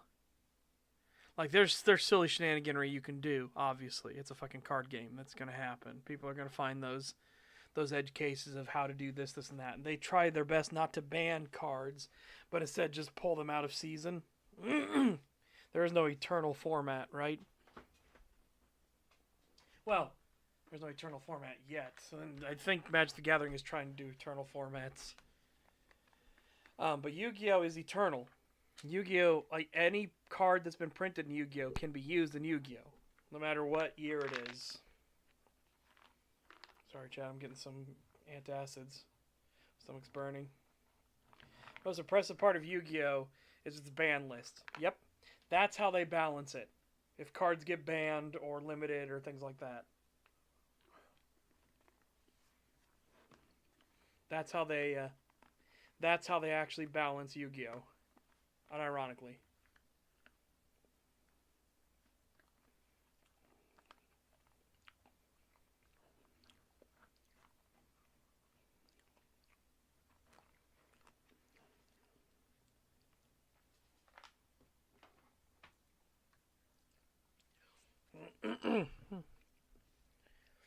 Yep, some cards will get errated to say new things. Yep. To make them more balanced.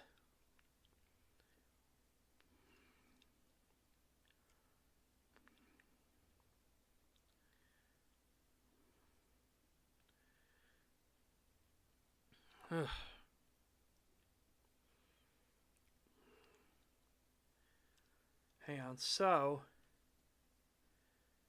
that's what I'm...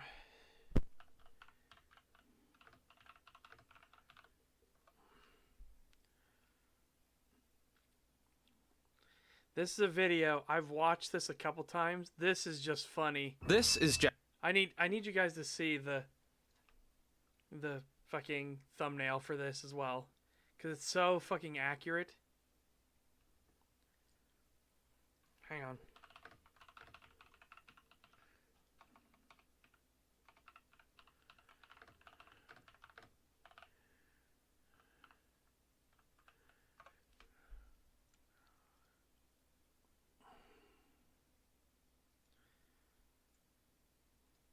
This is like, and again, I don't blame the guy who is actually in the duel. This is right.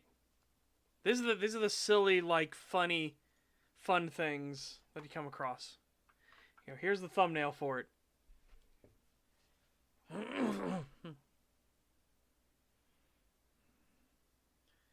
Yep. So, that's Kaiba from the anime, basically, like, flexing on a little child. Kind of steal his fucking lollipop. This thumbnail is actually so fucking accurate to how this goes. And again, I don't blame the guy actually in the duel. This is entirely, like, Namco Bandai's fault, right? This is entirely their fault. Like, here we go. So this comes from a channel called Yiffin. Unfortunate name, but you know, or Yifan. Maybe that'd be the way to say it instead.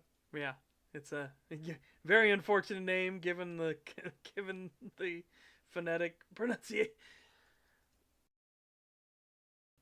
Sorry, the phonetic pronunciation of it. Yeah.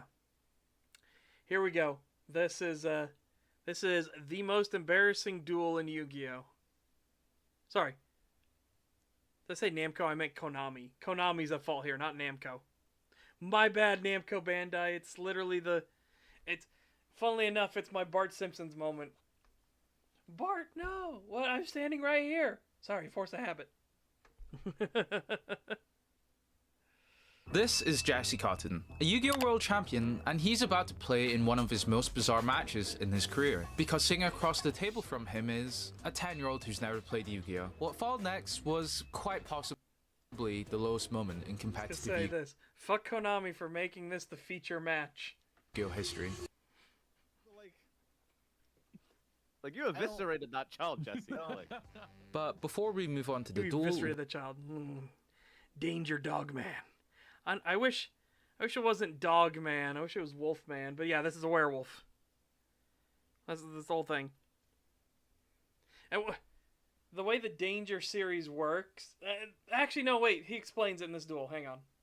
Dog Man. Yeah, it's a werewolf. we need to set the scene. This duel wasn't just like any normal Yu-Gi-Oh match, it was a duel taking place in quite possibly one of Yu-Gi-Oh's darkest ages. This format had seen some of the highest proportion of strategies that were just not fun to play against. So many decks could win on the first turn, discard your entire hand before the opponent draws a card. Hell, there are even decks that could banish every single card from your deck, leaving you quite literally no cards to play with. And the root of this cancer stemmed from one single card, Firewall Dragon. In case you're wondering why Ritual Monster monsters now have arrows on them, I'll give a quick rundown on how this card works. Its effect is where once while face up on a field, quick effect, you can target monsters on a field and or graveyard up to the number of monsters co-linked to this card. Return them to the hand. If a monster this card points to is destroyed by battle or sent to the grave, you can special summon one monster from your hand. To anyone who's remotely familiar with Yu-Gi-Oh, it was clear this card was completely broken. Without a resource system to keep the number of moves a player can make. So again, this is another aspect of Yu-Gi-Oh that's so absurd. There's no resource management. Your hand is your resource. That's it. The number of cards you have in your hand is your resource. That's the only thing stopping you from playing all these cards. The only thing that else stops it is your special summons, and that if you have 5, or is it 6 and 7, you need to sacrifice 1 card, and if it's 8 and above, you need to sacrifice 2 cards. But other than that, that's it. Like, you can play as many cards as you have in your hand as you want, and it's just as you can imagine, that's a bit that gets to some fucking wild strategies that get a bit scuffed. In a turn in check, Yu-Gi-Oh often straddles the line in being broken overnight with its catalogue of over 10,000 cards that can be played at any point, where many seemingly worthless cards are abused back and forth, without the single guard that keeps the card in check. Being the sole line, this card can only be used once per turn. In fact, if you've ever seen a card in Yu-Gi-Oh that doesn't have this line, there's a 9% chance that it's been involved in some sort of degenerate combo at one point in Yu-Gi-Oh's history, and in the modern design of the game, it's very rare to see cards without this line, no matter how awful. To make sure that there aren't any potential exploits that can slip through the cracks, Firewall Dragon for absolutely no reason was one of these exceptions. The first part of the card effect isn't anything too crazy, and whilst it adds some nice utility, wasn't what made the card completely bonkers. The secondary effect could special summon any monster from your hand if any monster was sent to your grave or destroyed by battle, as many times as you want. Your monster gets sent to the grave for a fusion summon, you can special summon a monster. Your monster gets destroyed by Regeki Break, special summon a monster. Your monster trips and falls, special summon a monster. This card generated so much insane advantage, as you essentially had an infinite way to dump your entire hand for basically doing nothing. And with the rampant power creep of link summoning, a new special form of summoning from the extra deck, where you could link summon at any time by sending any choice of cards from your field to the grave, which, hey, procs Firewall's effect. As expected, this card generated a variety of ways to win on your first turn, with the huge card advantage you would gain for simply doing anything. For example, Cannon Soldier, a card that was bounced by the fact that it came out when special summoning more than 10 times in a turn, would be inconceivable for most decks, let you tribute 1 monster and deal 500 points of burn damage. But without the once per turn clause, provided you had enough monsters to sacrifice, you could theoretically do it over again and again and again. So paired with Firewall Dragon, every time you sent a monster to the grave for Cannon Soldier, that monster would get replaced by whatever fodder you had in your hand by Firewall Dragon's effect, giving you infinite monsters for Cannon Soldier's effect. As much as the people who had never touched a game past the age of 8. So glad I grew up doing this, not this.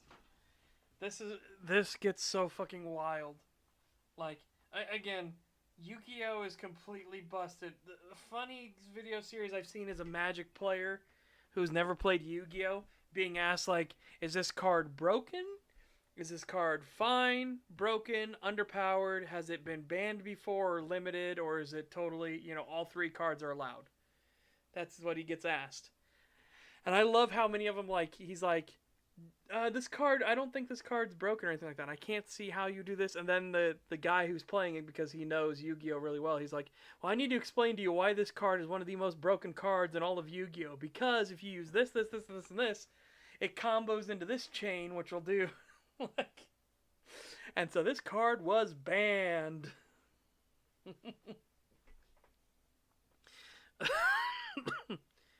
Oh.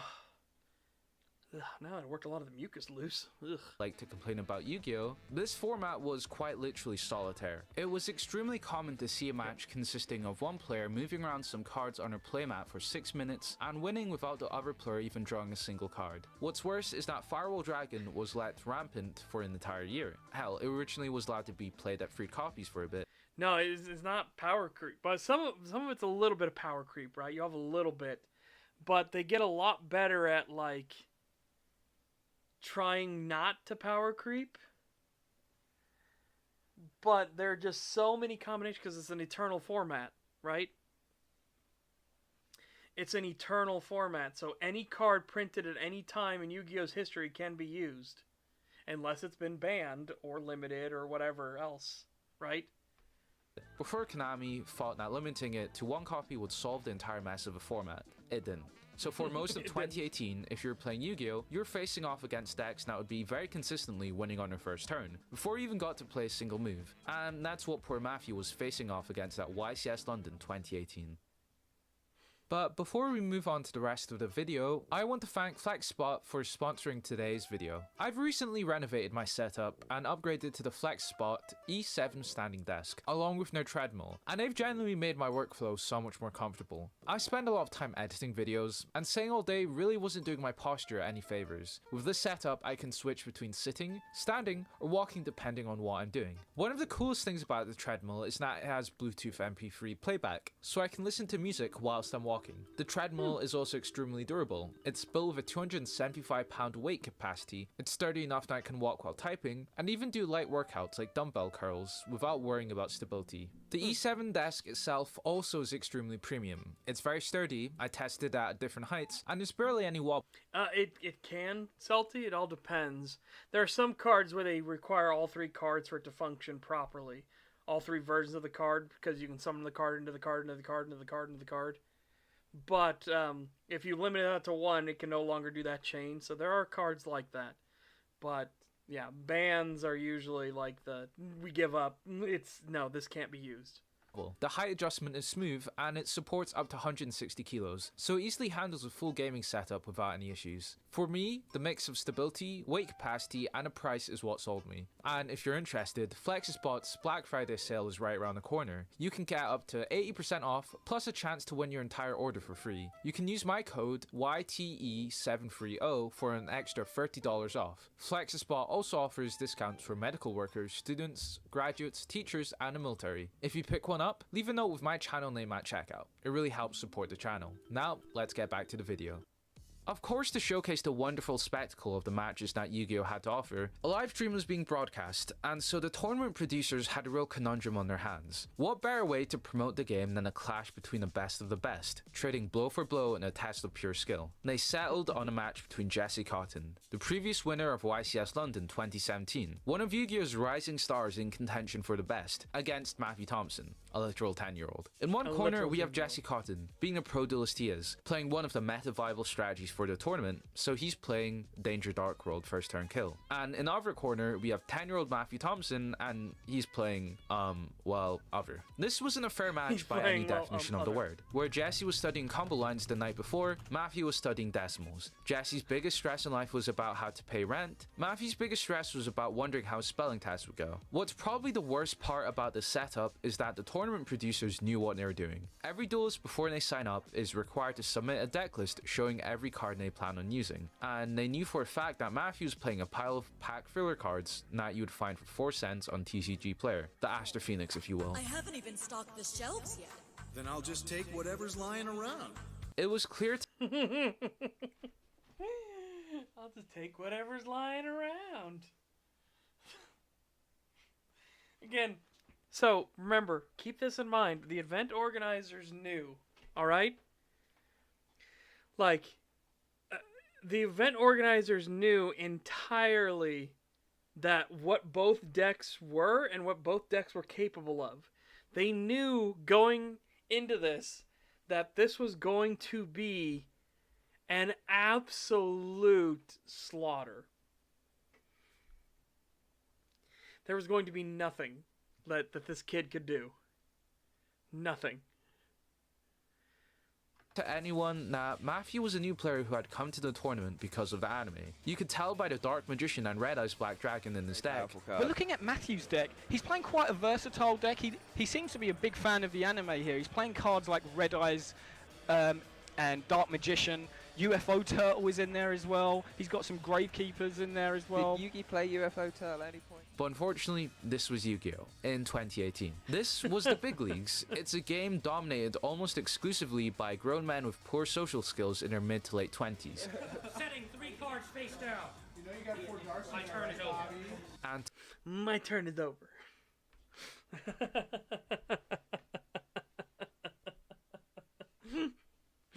Oh God. God. This is a, you know it's coming. You just know it's like watching the baby stroller sitting on the train tracks and just knowing that, oh, no, this is happening and there's nothing you can do about it. To top off, this was quite literally the first tournament he had ever attended in his life. All right, and you're now going up against Jesse Cotton. Are you a bit nervous, or you're like, okay, I'm going to crush this guy? Quite nervous since this is my first tournament. But I can tell you with confidence, we've seen this before. We've seen some of the most experienced players. Sometimes they get cocky.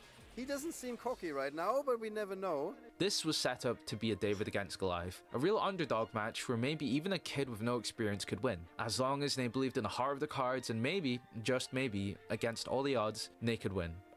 Well, and as this channel has gone over, how many times has Yugi cheated in Yu-Gi-Oh? And it's like every single game he's ever played, he's actually technically cheating because of the heart of the cards. And they explain that that's an actual mechanical advantage he has. But he's actually genuinely outright cheated, like, hundreds of times. Like, Yugi is a fucking big fat cheating cheater. Kaiba gets beaten because Yugi cheats all the time.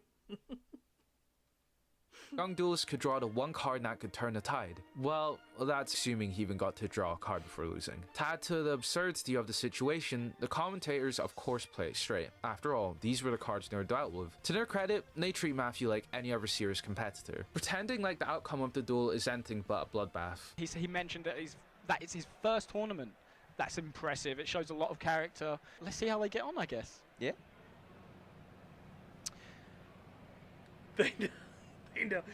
Look By the at way, him. if you're currently enjoying the video, why not subscribe to the channel? It helps Look at me a his lot soul. and lets me know this is the kind of content that you Okay, want so I forgot that his channel was originally called something else. to watch. On to the actual match, Jesse gets to go first, and activates the effect of Danger Dogman. Danger cards all Look at that. That's a pretty good looking werewolf, honestly. That's pretty good.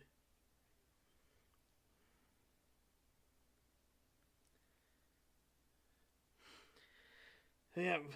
So, again, he's going to explain the mechanics of how the Danger series works. They're basically cryptids, right? That's what all the Danger series are. They're cryptids. So, work the same way. You show one to your opponent, and they randomly pick a card from your hand to discard, and if it's not the danger monster, you get to summon it and draw a card. Each one also has its own special effect when it's discarded, and miraculously, Matthew manages to snipe Danger Dogman, causing Jesse to discard it. A bit of bad luck for Jesse, as Danger Dogman's discard effect didn't do anything. But that's not to worry, as Jesse still has another danger monster in his hand, so he activates the effect of Danger Nessie, and once again, Matthew manages to hit Nessie. So far, maybe it's through the heart of the cards, Matthew hasn't managed to lose yet. Unfortunately for Matthew, Nessie actually rewards Jesse for being discarded this time, letting him search for another danger monster from his deck. And so this time, Jesse activates Danger Mothman's effect to let Matthew pick a card to get discarded. And surely, this is the momentum starter that Jesse finally has to win. Oh wow, Matthew managed to somehow pick the third danger card in a row. Jesse, with nothing left to do, has to pass the turn to Matthew. Matthew had survived the turn against one of the best players Yu-Gi-Oh had ever seen. He survived There's a the turn. semblance of a chance of Matthew countering here. Jesse had nothing on his field, no traps, no monsters, just a single useless spell that he had set. This was the chance that Matthew needed, to prove to the world that maybe if there was a connection with the cards in your deck, that the heart of the cards could prevail.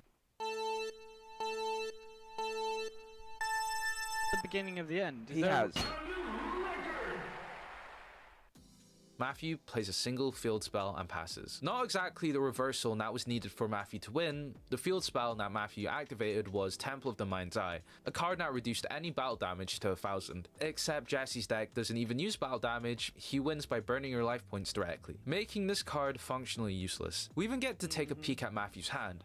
And Matthew, he's got that token collector, Signet Refresh, Toll Hike, Gravekeeper Spiritualist, and Danger Dogman as well. which, to put it politely, was a random assortment of cards that had nothing to do with each other. And then Jesse begins his next turn, and what happens next can only be described as an onslaught. Cards start flying, monsters are being summoned, discarded. Every second Matthew's being exposed to a new card he had never heard of, new summoning mechanic he didn't know existed, each new card text being longer than the last. All the while, Matthew's still trying to figure out how Jesse managed to summon more than one monster in a turn. Can you remember when your first tournament was and how you felt going into that, and what this might feel for Matthew here being at a YCS up against this? I mean, my first tournament was a long time ago. It was long enough ago that things like this didn't happen so often. You know, I remember the Demise King of Armageddon OTK and being kind of, you know, slightly outraged by that. But other than that, the idea of not actually having a turn was not very prevalent. Jesse's turn takes so long that Matthew's actually spent more time shuffling Jesse's deck than he has actually playing the game. In fact, Jesse goes above and beyond, summoning Elder Entity Azathoth, a card that prevents Matthew from activating any rogue hand traps from his hand, a move which I'm totally sure was lost on him, as at this point, Matthew was just watching a pretty cardboard move on the desk. Matthew at one point during Jesse's turn, presumably confused as to what's even happening, calls over Judge to help explain how Jesse has managed to win on his first turn, which after an explanation from both the Judge and Jesse, presumably still left him just as confused as he was before he began. I think Jesse's just explaining the combo to Matthew now. I don't think he's seen this before. So yeah, the first game ends in a loss for Matthew, and we move on to the siding phase. In Yu-Gi-Oh!, in between each duel of a match, players have the option to swap out cards from their deck, with what's known as a side deck, which typically is full of cards that counter other meta decks. Jesse and Matthew both opt to not do this for two totally different reasons. It doesn't look like either players have elected to use the side deck. Matthew probably didn't have a side deck, most likely because he was unaware of siding being a component of the game. Jesse chose not to because he had seen Matthew play single card. Even on the second game, the commentator still played completely straight, attempting to form some commentary over what was essentially seeing Jesse fiddle around with paper for 10 minutes. He's got Gigantes and some older, really like... Gigantes is pretty fun. It's a great card. Any interactions we're expecting from the field there from Matthew? Probably... trying to think of something to fill air. I don't actually know what Showdown of the Secret Sense scroll does. Matthew gets to go first as Jesse's won the first game. He sets a total of 3 trap cards: Necrofusion, the Revenge of the Normal, and Showdown of the Secret Sense, 2 of which are impossible to play under the current conditions, and a lone UFO turtle. One face-down monster into the field, which we know is the UFO turtle. The play goes to Jesse, and unfortunately for Matthew, Jesse actually is able to make some moves, and Jesse still spares no expense by destroying one of Matthew's traps, which, on the bright side, wasn't that much of a loss for Matthew considering the card couldn't even be played. And now... I think it's fair to say Matthew is in danger here as well. Yeah. Good one, Dom. Very interestingly, Matthew does attempt to counter one of Jesse's plays. Matthew rather excitedly, finally hopeful at the opportunity of getting to play a move instead of spectating someone else, activates Showdown of the Secret Sense scroll. Well, at least he thought he could, before being let down by the judge that he in fact could not play anything, and was stuck sitting there again. Jesse again goes full combo for another couple of minutes, until about 15 minutes into the game, Matthew finally gets to play his very first and only card of the entire match. Oh, that's cheeky. He's just negated his opponent's beginning of the end. This one simple card would be the wrench in the wheel of Jesse's unstoppable combo. Maybe it would stop his momentum and be the start of a snowball towards Matthew's victory. So as we see, Jesse with a 2-0. Jesse basically ignores Matthew's counter trap and as retaliation destroys the remaining trap that Matthew had, leaving no stone left unturned, and with that, the last trap being destroyed, which again for Matthew was a card that he was unable to play. Matthew is left with a single lone UFO turtle, and as we'll soon see, is the only monster he got to summon this entire match. The commentators for the next 3 minutes attempt to fill the air by pretending they aren't watching the most one-sided stomp ever in Yu-Gi-Oh! History. So how much would that trap card have interrupted what Jesse's doing right now? Well, do you think it's actually going to have an impact on the game? Could it really shift any momentum into Matthew's I am way? fully expecting Jesse to still assemble his win condition this turn. Okay. Matthew ends his suffering when he sees Toon Cannon Soldier and decides to cut his losses and concedes the game, ending his very short-lived Yu-Gi-Oh! Career on stream. The post-match roundup commentary is also just as absurd as the entire game that preceded it. And Matthew came back a bit in the second game though with the trap. Yeah, that was quite fun. He stopped the second activation of the beginning of the end. Yeah. And I think it took Jesse off. It took him by surprise, but I think Yeah, he was more absolutely than by capable surprise. of Indeed, continuing. As is customary, the producers also give Jesse a post-match interview to try and gain any strategic insights into the brain of a world champion, well, how he managed to beat a child on stream. And Jesse has the expected reaction of someone who understands the atrocity that's just been broadcasted to thousands of people live on air. Well, this weekend, this is what happens when we do it live. But I hope you guys. He's got the Michael Corleone eyes. The interviewer proceeds as if this was some hard-fought clash between two equals, politely ignoring the fact that thousands of viewers had just watched 10-year-olds sit motionless for 20 minutes and only getting to play a single card. If he had hit the Dogman for the 4th time in a row, I would have lost. I wouldn't have lost. He hit like 3 in a row, something like that. And other players, they then like mentally give up. And I mean, you've been at the like highest levels of competition. What do you do to like stay in the zone and make sure that you're not giving up? Try not to laugh, but If you're talking to somebody like Matthew and you're advising him how to get to the top, basically, that would be your advice. Like, Remember, this is entirely Konami's fault. Like, Jesse here, he didn't ask to play against Matthew. He didn't like say, I'm going to beat that child and things like that. The tournament organizers came and were like, no, we're going to have you curb stomp this child this very first time he's ever played in a tournament ever in his life. We're going to have you, one of our champions, descend from Mount Olympus to crush this poor peasant farmer. And not only are we going to do that, we're going to broadcast it for all the viewership that's watching. Like I said, I don't blame Jesse in the slightest. You know,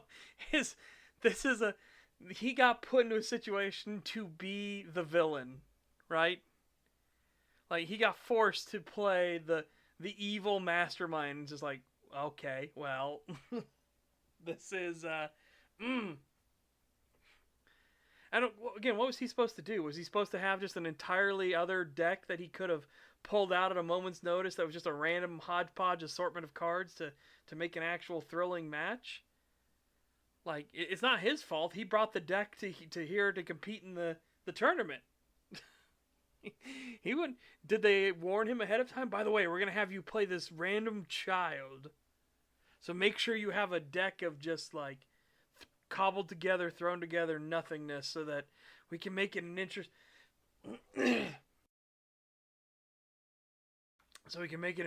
match. Stay determined, set goals, work at it. Of course, like, everyone's going to have different roads, right? Like, you got to work hard, you got to keep at it, don't give up. Like, my road to where I am now in the game is not easy. So yeah, what would you say is like probably your most iconic moment of your career? Like, what is like the thing? Your that stands favorite out win? fully? FTKing a kid with Firewall. There's no. The match lives on in Yu-Gi-Oh! Competitive history for being one of the most unintentionally funny and insulting matches ever. Next year's Matthew's Redemption Archive.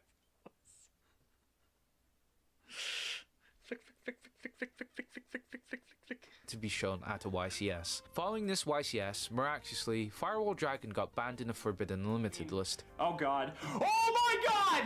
They fucking banned him! They fucking banned Firewall Whether it was Dragon. related to the public reaction of seeing a child like this lose on stream, or that Konami remembered that they could ban cards, we'll never know. None of the fault could be laid on Jesse, Matthew, or even the commentators. Who can be blamed for this mess of a match is definitely the tournament producers, who could see that the 10-year-old was in fact not prepared to play against the world champion with his Dark Magician deck. What's for certain is that for many people, this duel perfectly encapsulated the state of modern Yu-Gi-Oh! A game so broken and messy, it leads to a game like this being displayed for the world to see.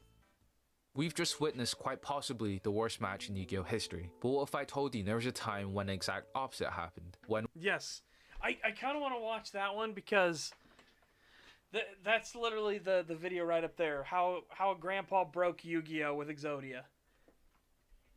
Where again, he's an older guy.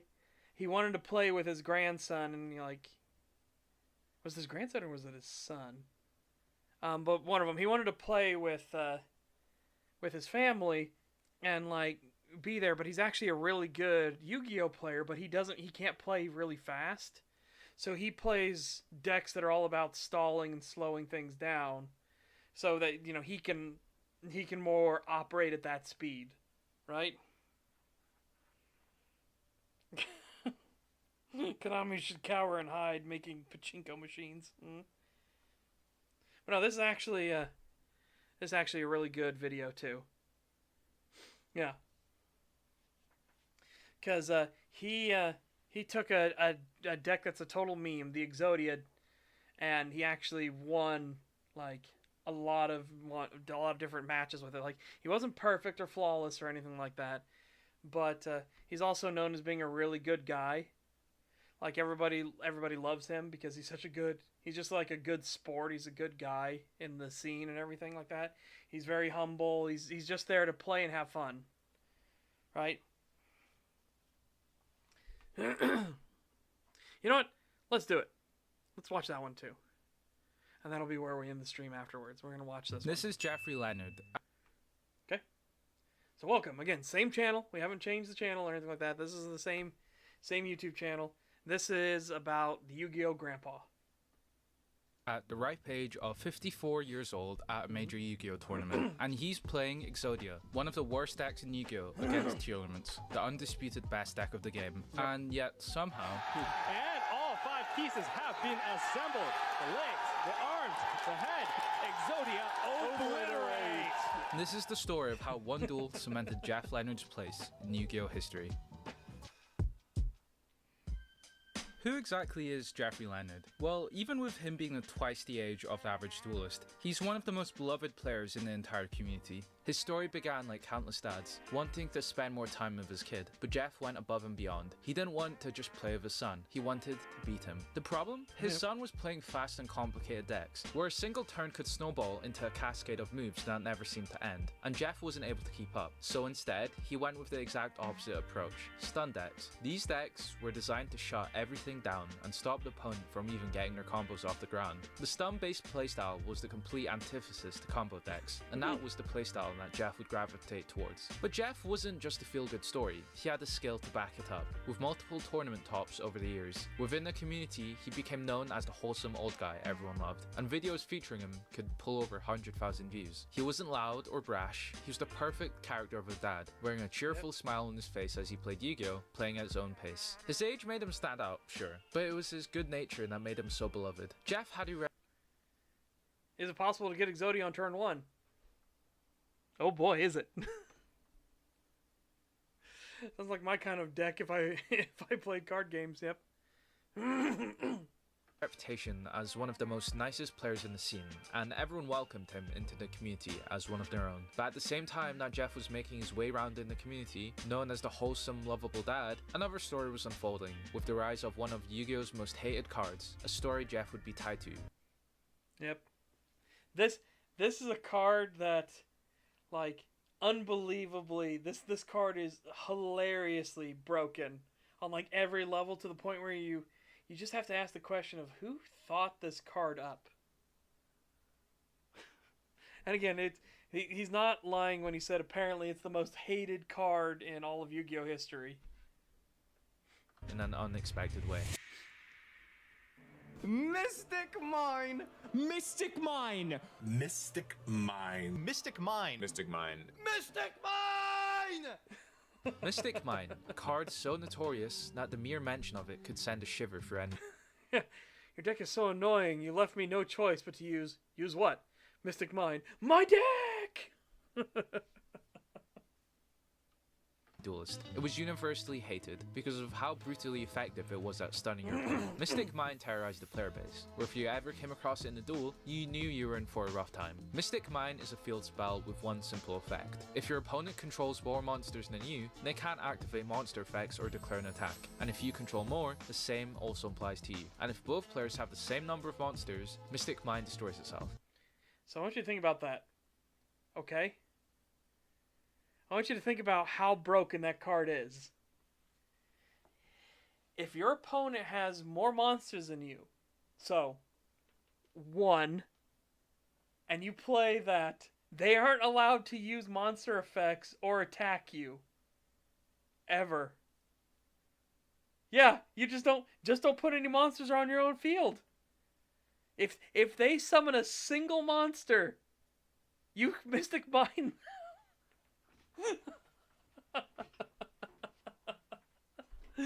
It's like wait.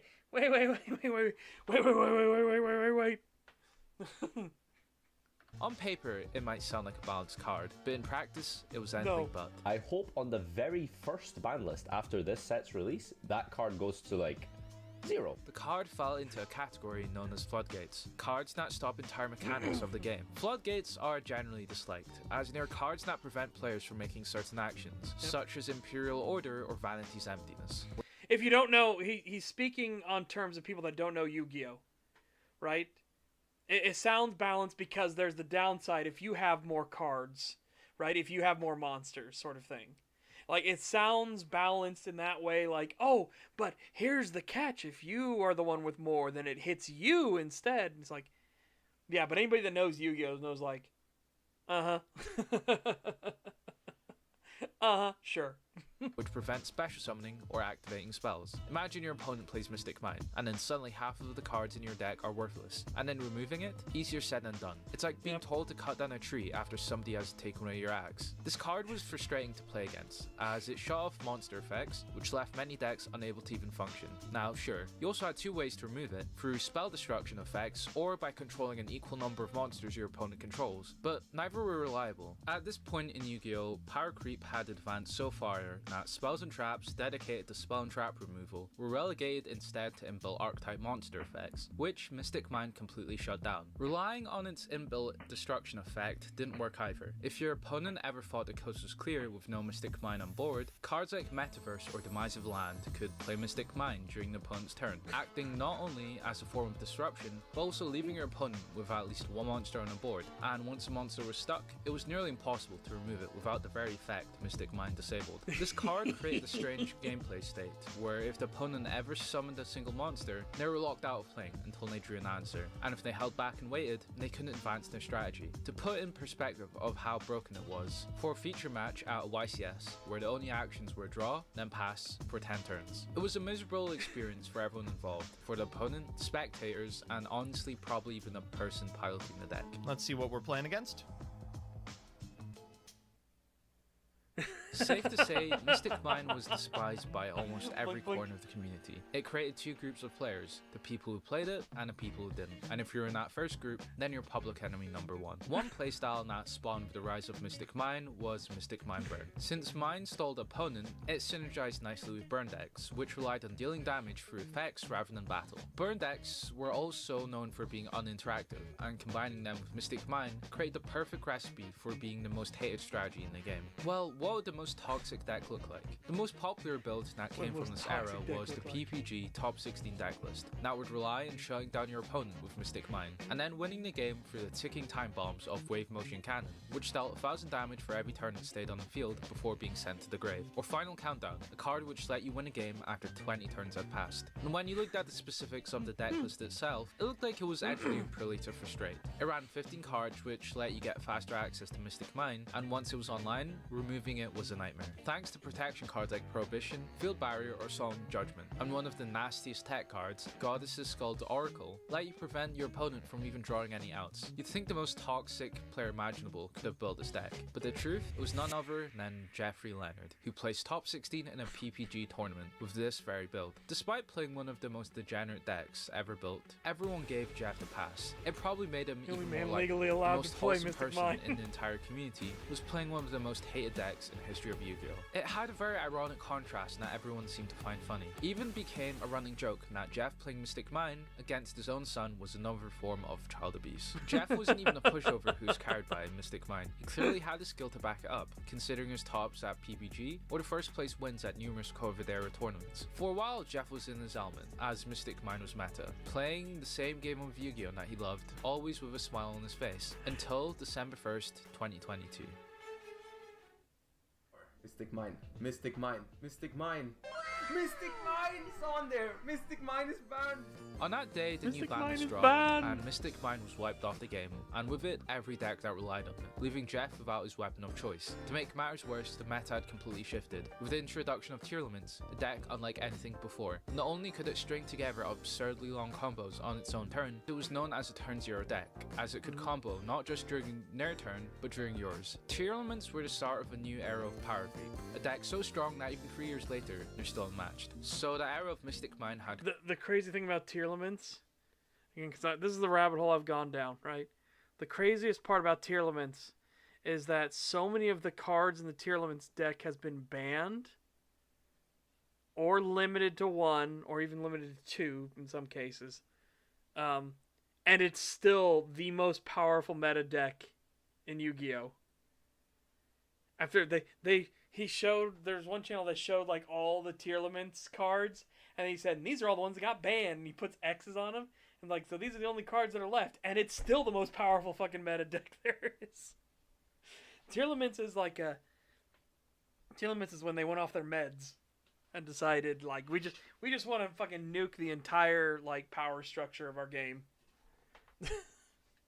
come to an end, with Stun taking a backseat to the all-powerful tier elements. But Jeff kept competing, because for him, this was far from the end of the story. Enter Exodia the Forbidden One.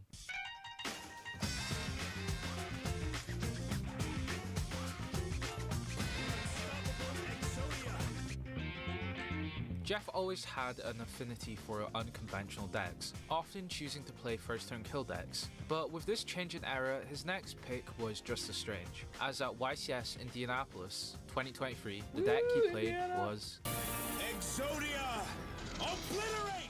Exodia was a very odd choice for a high-level tournament, especially if you wanted to do well. The pieces of Exodia were a relic of the game, where card design was more of an afterthought. It was gimmicky, inconsistent, and outdated. In case you didn't know what Exodia does, Exodia's effect lets you win a duel when you have all 5 pieces in your hand. To even play them, you're forced to run 5 dead cards that do nothing in a duel. Draw 1 in your opening hand, you're effectively playing with 1 less card, while your opponent starts with 5. Building around Exodia means that your entire deck must be dedicated to draw cards so you can dig for those pieces, all while praying that you don't break by drawing too many pieces early. And even if you do manage to set it up, modern hand traps like Ash Blossom can stop you cold. That's why for the most part, Exodia decks never saw any serious play at the top level, and yet Jeff dared to try. Jeff wasn't worried about topping an event with his deck. Winning wasn't a goal, he was there for something far simpler, and maybe something we forget too often in competitive Yu-Gi-Oh! To have fun. What was your goal for that YCS? This deck is really not for winning tournaments. It's basically to have fun. Armed with the deck list that his son had helped him build, Jeff set off ready to duel in a tournament. But this wasn't your typical Exodia build. It was something different, something no one had seen before. So how did Jeff's Exodia deck work? Just like Jeff, his variant of an Exodia deck was just... By the way, this guy is the other channel I've been watching. He does the, like, a Magic the Gathering player checks out Yu-Gi-Oh! For the first time sort of thing, and gets to see the absurdity. So this is the channel, Alex Simo, his channel. And then they've done the flip side where, because Alex doesn't play Magic, he's had the flip side where he goes on the other guy's channel, and the other guy's like, do you think this is a good Magic card, a bad Magic card? Has it been banned ever? Like... what do you think about this card, sort of thing? And I like that that kind of contrast, so you can see, because Magic is very different. Like, Magic lets you take multiple turns, they let you do all kinds of crazy nonsense and shenaniganry, but it's heavily balanced based off of the resource mechanic of your lands, right? Your mana is your bloodline. But like, he goes through and explains like why this card was like torched, or why it was super strong and things like that, because it did this, and that, and you know, you could combo it off of these things. Like, it's very interesting. Like, I like those videos. Like I said, I went down a rabbit hole. There was a rabbit hole, and I chased that rabbit right into it. Unusual and memorable as he was. Most Exodia builds rely on loading a deck with draw cards and randomly hoping that you get all 5 pieces. Instead of relying on luck with the draws you got, his deck was built to search every piece directly. This key distinction was pretty important. As long as the combo got started, the opponent had no way to stop it. Victory was guaranteed. The combo was a little too intricate to break down step by step, but here's the abridged version. The deck revolved around 4 key cards: Isolde, Blue Dragon Summoner, Celine, and Time Star Magician. As long as you had any 2 warrior monsters on the field, you could special summon Isolde, which served as the main entry point to the combo. Time Star Magician fetched ahead of Exodia while also sending Blue Dragon Summoner to the grave. From there, Celine becomes the focus point of the combo, allowing you to repeatedly summon Blue Dragon Summoner over and over. And each time Summoner hit the grave, you could search another limb of Exodia, one by one. With new ways to summon a copy of Celine from the extra deck, the deck could piece Exodia together surprisingly easily. It also wasn't like the combo was hard to pull off. There was plenty of 1 card or even 2 card combos to get to it. Biggest problem was how easy it was to disrupt the combo, either with hand traps like Ash Blossom or Drone Lockbird, which stopped you from adding cards to your hand, ending the combo. It was an all or nothing deck. If Jeff had a single Neospace connector and opponent had no disruptions, then he won instantly. But if he was forced to go second or his combo was interrupted, then the deck had no way to fight back, and he'd be done for. And this new style of Exodia seemed to even work, as for the first 3 matches Jeff played, he won not just 1, not just 2, but all 3 games. The news spread fast with people realizing that not only was Jeff Leonard doing well, he was playing Exodia. Word even spread to the tournament producers, and that's when they decided Jeff's round 4 match would be featured on a live stream, but his opponent, Justin Singh, commanding all-powerful tier limits. By this point in the meta, tier limits had been taken to the shed and shot 8 times. 90% of the cards in the archetype had either been limited to 1 or outright banned. It was such a dominant deck that even cards that were remotely associated with it were also banned. To put it in perspective, this was full power tier limits. Look at this. This is the full, like, when the set released and you decided you just wanted to watch the world burn, right? This is when you just wanted to destroy everyone in your way. And then post the February 2023 ban list, this is what they ended. So, this is what it looks like now. And it's still the most powerful deck there is. Even with tier limits being a shell of its former self, the match was still heavily in its favor. The few cards that survived the ban list were strong enough to make it one of the best decks in the meta, but the deck's once impenetrable armor now had a crack. It was far more prone to breaking. By this point, Jeff had once again become a meme in the community for managing to win with Exodia. A crowd had formed watching the feature table. Everyone knew he was on Exodia, but no one knew how he was pulling it off, and that mystery is what made the duel electric. Game 1 starts in Jeff's favour. He wins the die roll, getting to go first. He opens with Neospace Connector, which special summoned an Aqua Dolphin. Not only did this provide for 2 warriors, meaning that he could summon Isolde, and in turn win with Exodia, Aqua Dolphin also had an effect that let him rip a monster from Justin's hand, potentially clearing out hand traps. And so, Jeff starts his combo, but Justin responds with Kelbeck, bouncing Jeff's monster back into the deck. Luckily for Jeff, he has an extender, so he manages to find a new combo line to Exodia. Then piece by piece, he starts assembling it. And when the final card hits his hand, the crowd erupts, rallying behind Jeff as he takes game 1. Oh! Exodia obliterate! Wow. In game 1, Jeff got lucky by going first, but in game 2 we saw the true strength of tier elements. Justin fired off his tier element combo unhindered, forming a board of multiple negates. Jeff fought back by dropping 2 Santa Claus, sending a couple of Justin's monsters to the grave. Crime? Santa Claus has come to town, and it has just tributed off the sprint. 2 Santa Clauses have been taken out. But even that wasn't enough. The remaining monsters were more than enough to stop the Exodia combo, forcing Jeff to concede and tying the match to 1-1, with the final game deciding it all. All eyes were on the table. The last game would decide the winner. With his loss in game 2, Jeff got to go first. He opened with special summoning Junk forward, and then Neospace Connector, and the crowd erupted. Special summon Junk forward, and then we summon out the connector. We know the connector gets you there. Everyone knew that even 1 Neospace Connector meant you could start the Isolde combo, but this time, Justin was ready. Okay, this looks like it might be a Herald. It is. It is Herald, taking out the name. And that takes out the Diviner in hand. Justin down to 3 cards in hand. He fired off Herald of the Orange Light, which not only negated Neospace Connector's effect, but also destroyed it. Without it, Jeff was left with a single warrior, so he couldn't reach Isolde, leaving him with no option but to pass. Some people might overcommit because you just have to see it. Like, you have to see it. it looked like the match was as good as over. On Justin's turn, Tearlaments could easily blow past Jeff and win the duel. And yet... Playing a strategy like this, you are not giving Dark Ruler, Evenly Mad, Feather Duster, any of those type of cards. Santa Claus, oh my. No! He's proceeding to set one monster phase and passing turn. That buys Jeffrey another turn to try again, and he bricked. But fate had other plans, as on Justin's turn, after ruminating over his choices, he had nothing. The strongest deck in Yu-Gi-Oh's history had bricked, and Jeff had an opening. Like a heavyweight champion swinging and missing, Jeff was ready to counter with the full might of Exodia. He could only smirk in disbelief, already realizing what was about to happen. For Jeff, this was the final opportunity to make it all come together. It's Jeff's turn, and for him to win a duel, he needs to be able to have You're about two to warrior experience monsters a on loss, the field. son. He normal summons his second copy of Neo Space Connector, but Justin fires back with Ash Blossom, shutting down its effect. But Jeff's last turn hadn't gone to waste, as with Junk Forward still left over, he had exactly what he needed to summon Isolde. And as Jeff calmly works his way throughout the combo, the more it becomes clear. Justin had nothing left in his arsenal. Then it began. The head of Exodia reached his hand. Or in the fields, I don't know if I necessarily start those. Oh, here it is. With the arrival of the fourth piece, the room erupts chanting. Oh boy. Another leg. One more piece. The crowd is chanting. One more piece. And then, with a smile on his face, Jeff reveals the final piece of Exodia. Got the other arm. And all 5 pieces have been assembled. The legs, the arms, the head. Exodia obliterate. The duel was over. Jeff had done it again, sealing the match by assembling Exodia for the second time, as the crowd absolutely exploded. Wow, the crowd goes insane.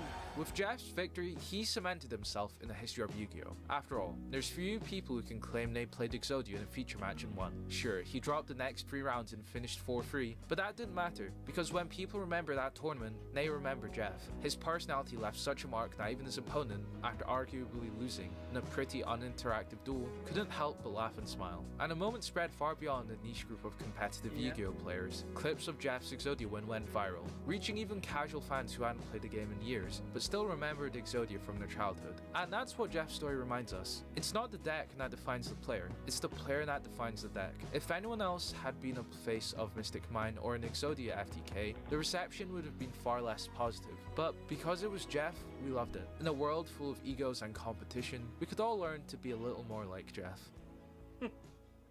Jeff showed how Exodia would work in real life. Alright. Yeah. Again, 2 fun little Yu-Gi-Oh! Videos. I went down a rabbit hole, like I said. And yeah, just had ourselves a time of it. Looking at these.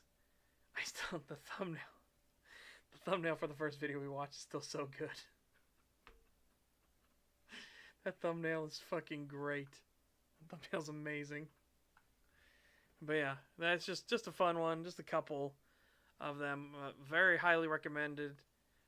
Watch just because, again, I don't know much about Yu-Gi-Oh, but this is just a fun channel, right? It's part of the rabbit hole. Shutting down the strongest meta with a meme, exactly. But there you go. There's the video as well. It was good times, good vibes to be had, and yeah, I've cleared up a lot of the mucus, thank God. So now we can actually talk. I remember at the start of the stream, I could barely fucking talk.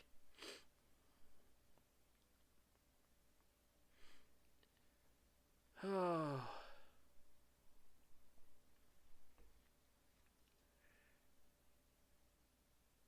I did. Rapar, I don't know if you saw it. I posted it in the Discord. But the most weirdly appropriate shirt I've ever gotten. The fact this shirt even exists is like, who was this for if not me? You know? Like, who else in the world? Who? Ow. Yeah, that's why I said it. Weirdly appropriate shirt. This is what I got for Christmas. One of the things I got. And I was like, who else in the world, if not me? Very, very strange. Very, very strange shirt to see.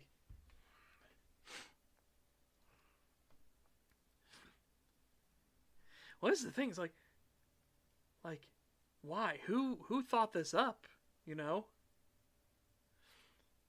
And it's so weirdly appropriate. It's so weirdly, like, the only thing is, like I said, if this was a gibbous moon, then it would have been 100% perfect. You know, then it would have been like, okay, this is creepy. This is creepy. Right now, it's just weird, confusing, weird. If this had been a gibbous moon, I'd been like, that's creepy. Someone's being creepy.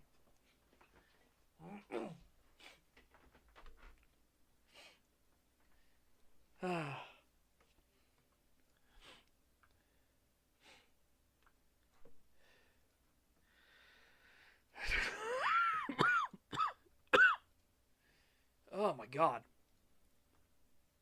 Oh, that was a lot of blood in that cough. Oh god. Hate and spite. Ugh.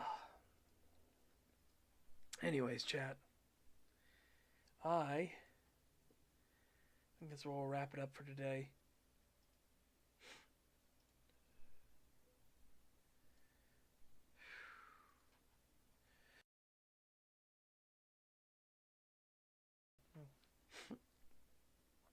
Oh my god. Like I said, I picked up some cheapy games on the sale. Like super cheapy games. Like House Flipper was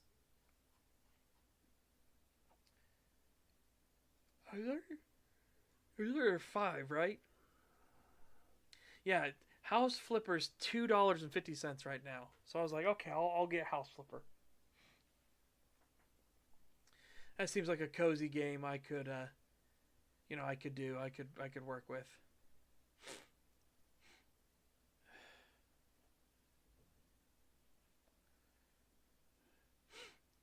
Ugh.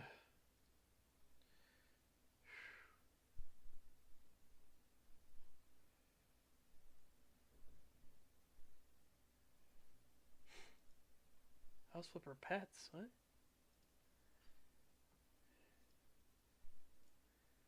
Rabbits, doggos, lizards,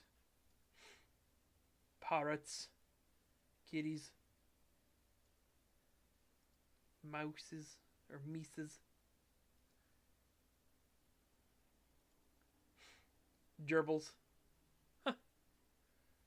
Even though there's a pet DLC, but apparently there's a pet DLC.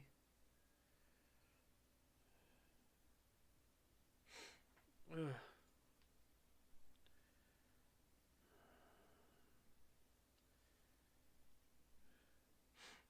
Yep.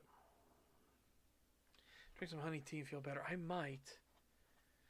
That might be a good idea. Okay. Ugh.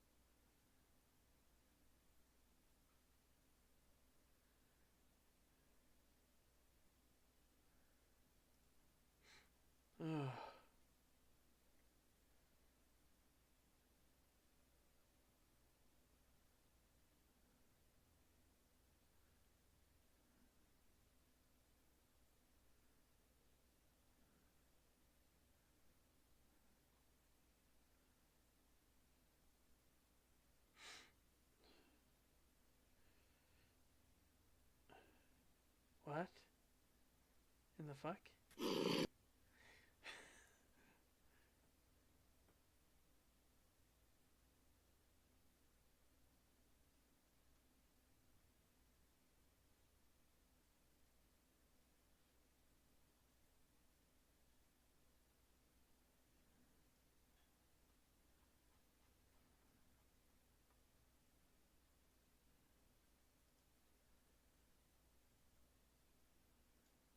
I have multiple what the fuck moments.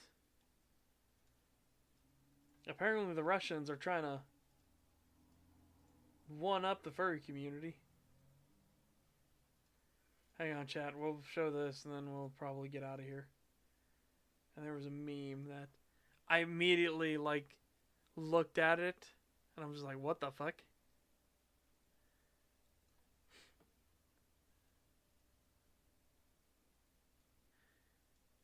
Okay.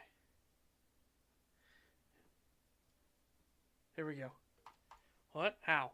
Apparently this. I don't know what it actually says, but here are some book covers allegedly.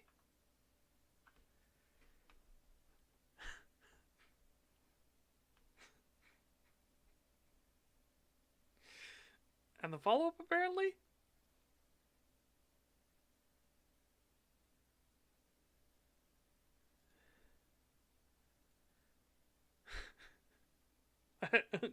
What? I think it's AI. I think it's AI too, because look at this.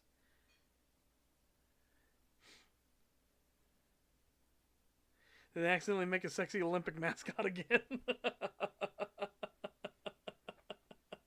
That was a wild one for sure.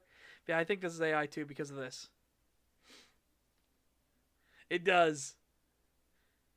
I don't understand though. It's usually the woman is, you know, would be the one here in the middle and be two hunky guys, right?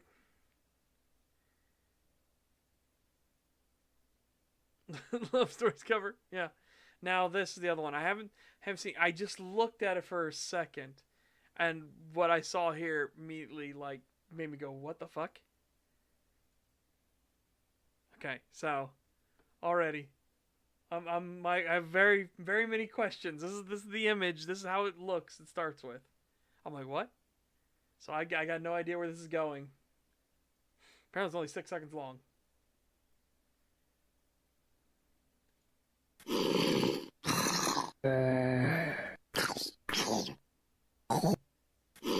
Oh, it's not as funny. Not as funny as I thought it was. I'm just curious what happened. Did somebody throw like a thing of green dye all over him? Like you see it here at the end. Hold on. And he's all pissed off. But see, look, see all that green powder and everything. Apparently, somebody added Minecraft zombie noises to it. Like, wasn't as funny as I thought it would be. It looks funnier in the posting of it than it was actually like, you know, than it was actually being funny.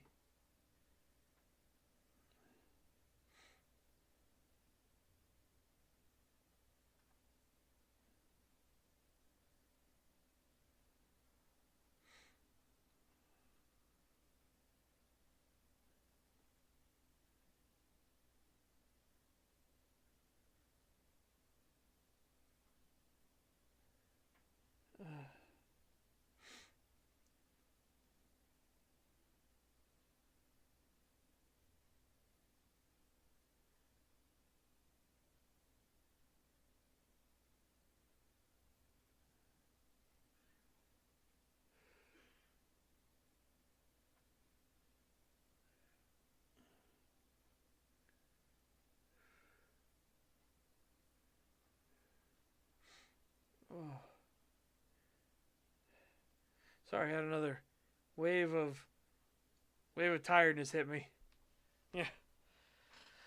So I don't know what the plan was for that meme. Like, the meme was funnier looking at the first image of it than it was, like, with the noise and stuff.